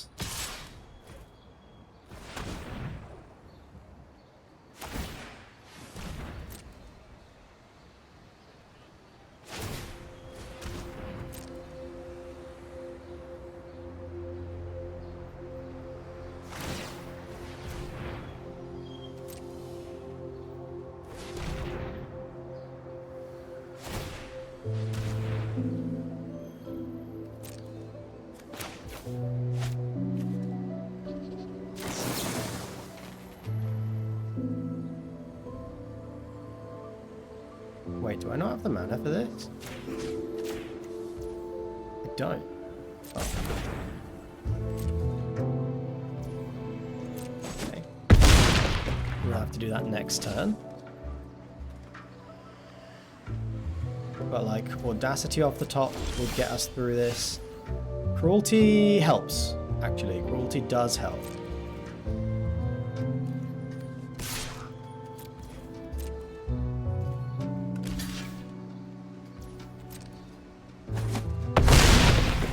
Buys us another turn.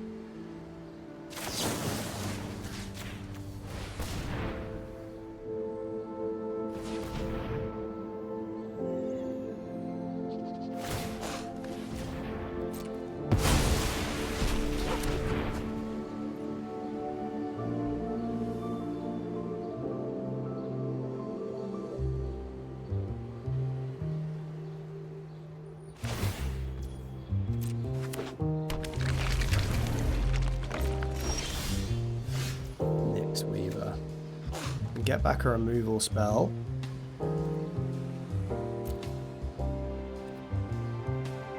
And also dig for an Audacity.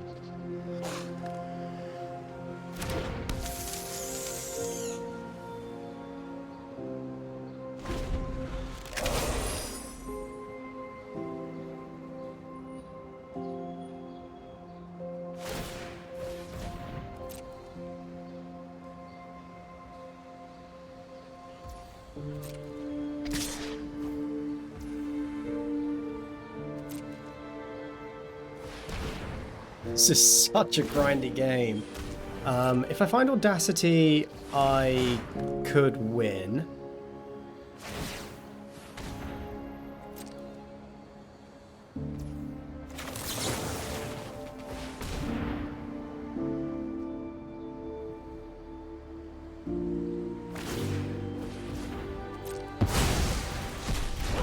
They just have so much mana that this is now just like impossible to beat this Aetherling. Mystic.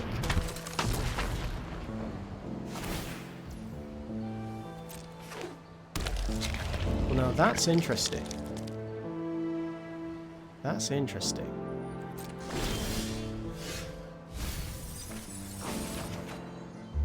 Tasiga. If I fight the Etherling now, I'll just exile it.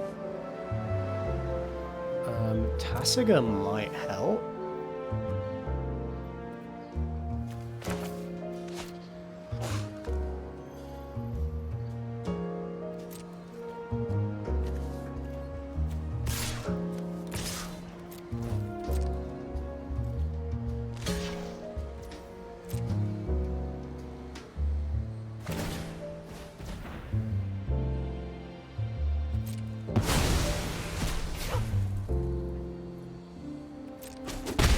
Okay, hold on, hold on. If I get back a kill spell... Let's start with Tasiga. Let's exile everything that isn't a removal spell. Xenagos. Sifter. Evolving Wilds. 1, 2, 3. 4. 5.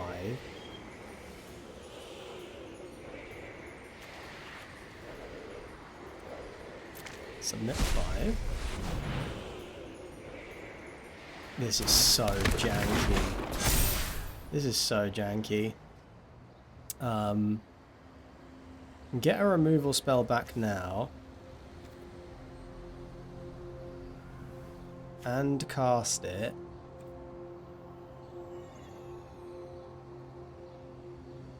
But, okay, let's end the turn.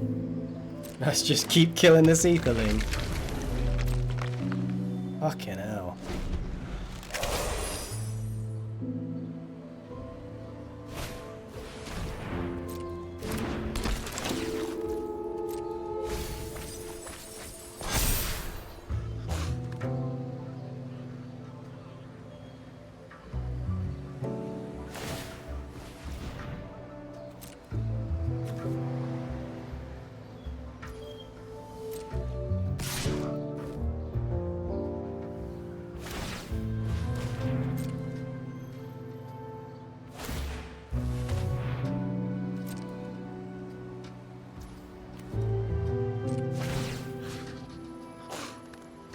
Let's get back.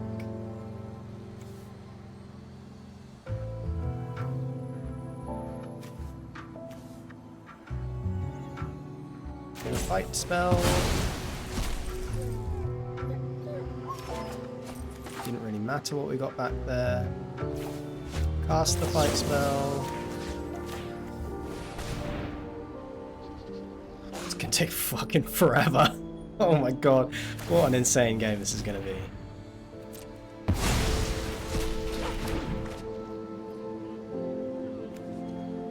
So if I can...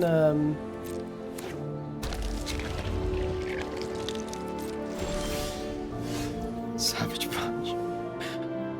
Okay. 1, 2, 3, 4...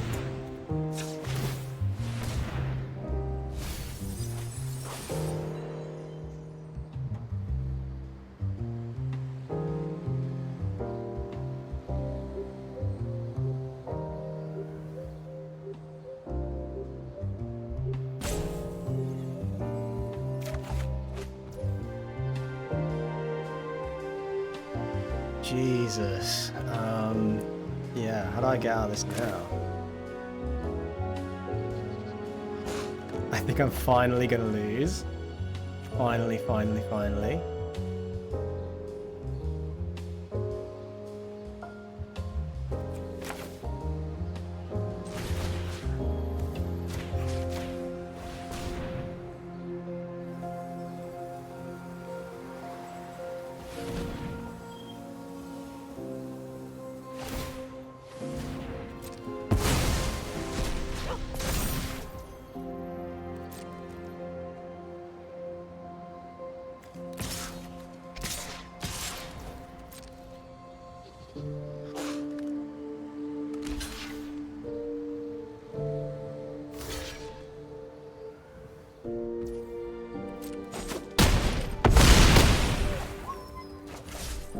so annoyed. Oh, there was no way we were beating that though. Oodling is busted.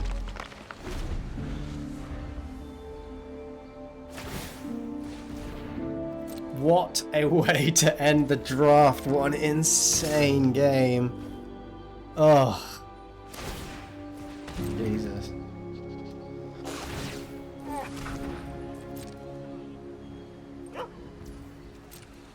Good game.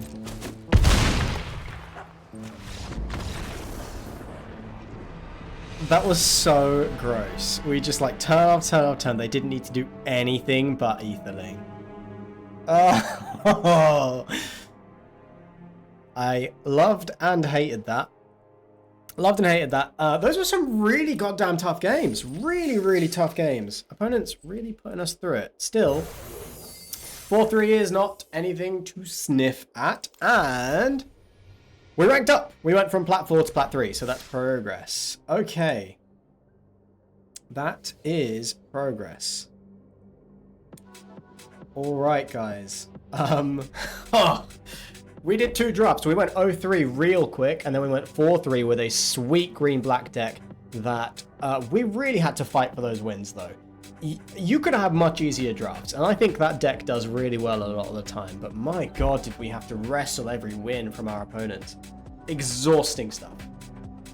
Fantastic, though. Loads of fun. I'm really enjoying this format. I am looking forward to the spells bonus sheet next week, but don't know when that goes live. I don't think it's going to be live by Friday, so we're going to be back on Friday for more Pioneer Magic the Gathering Limited. It's good fun. I'm enjoying it, so let's do some more. Why stop?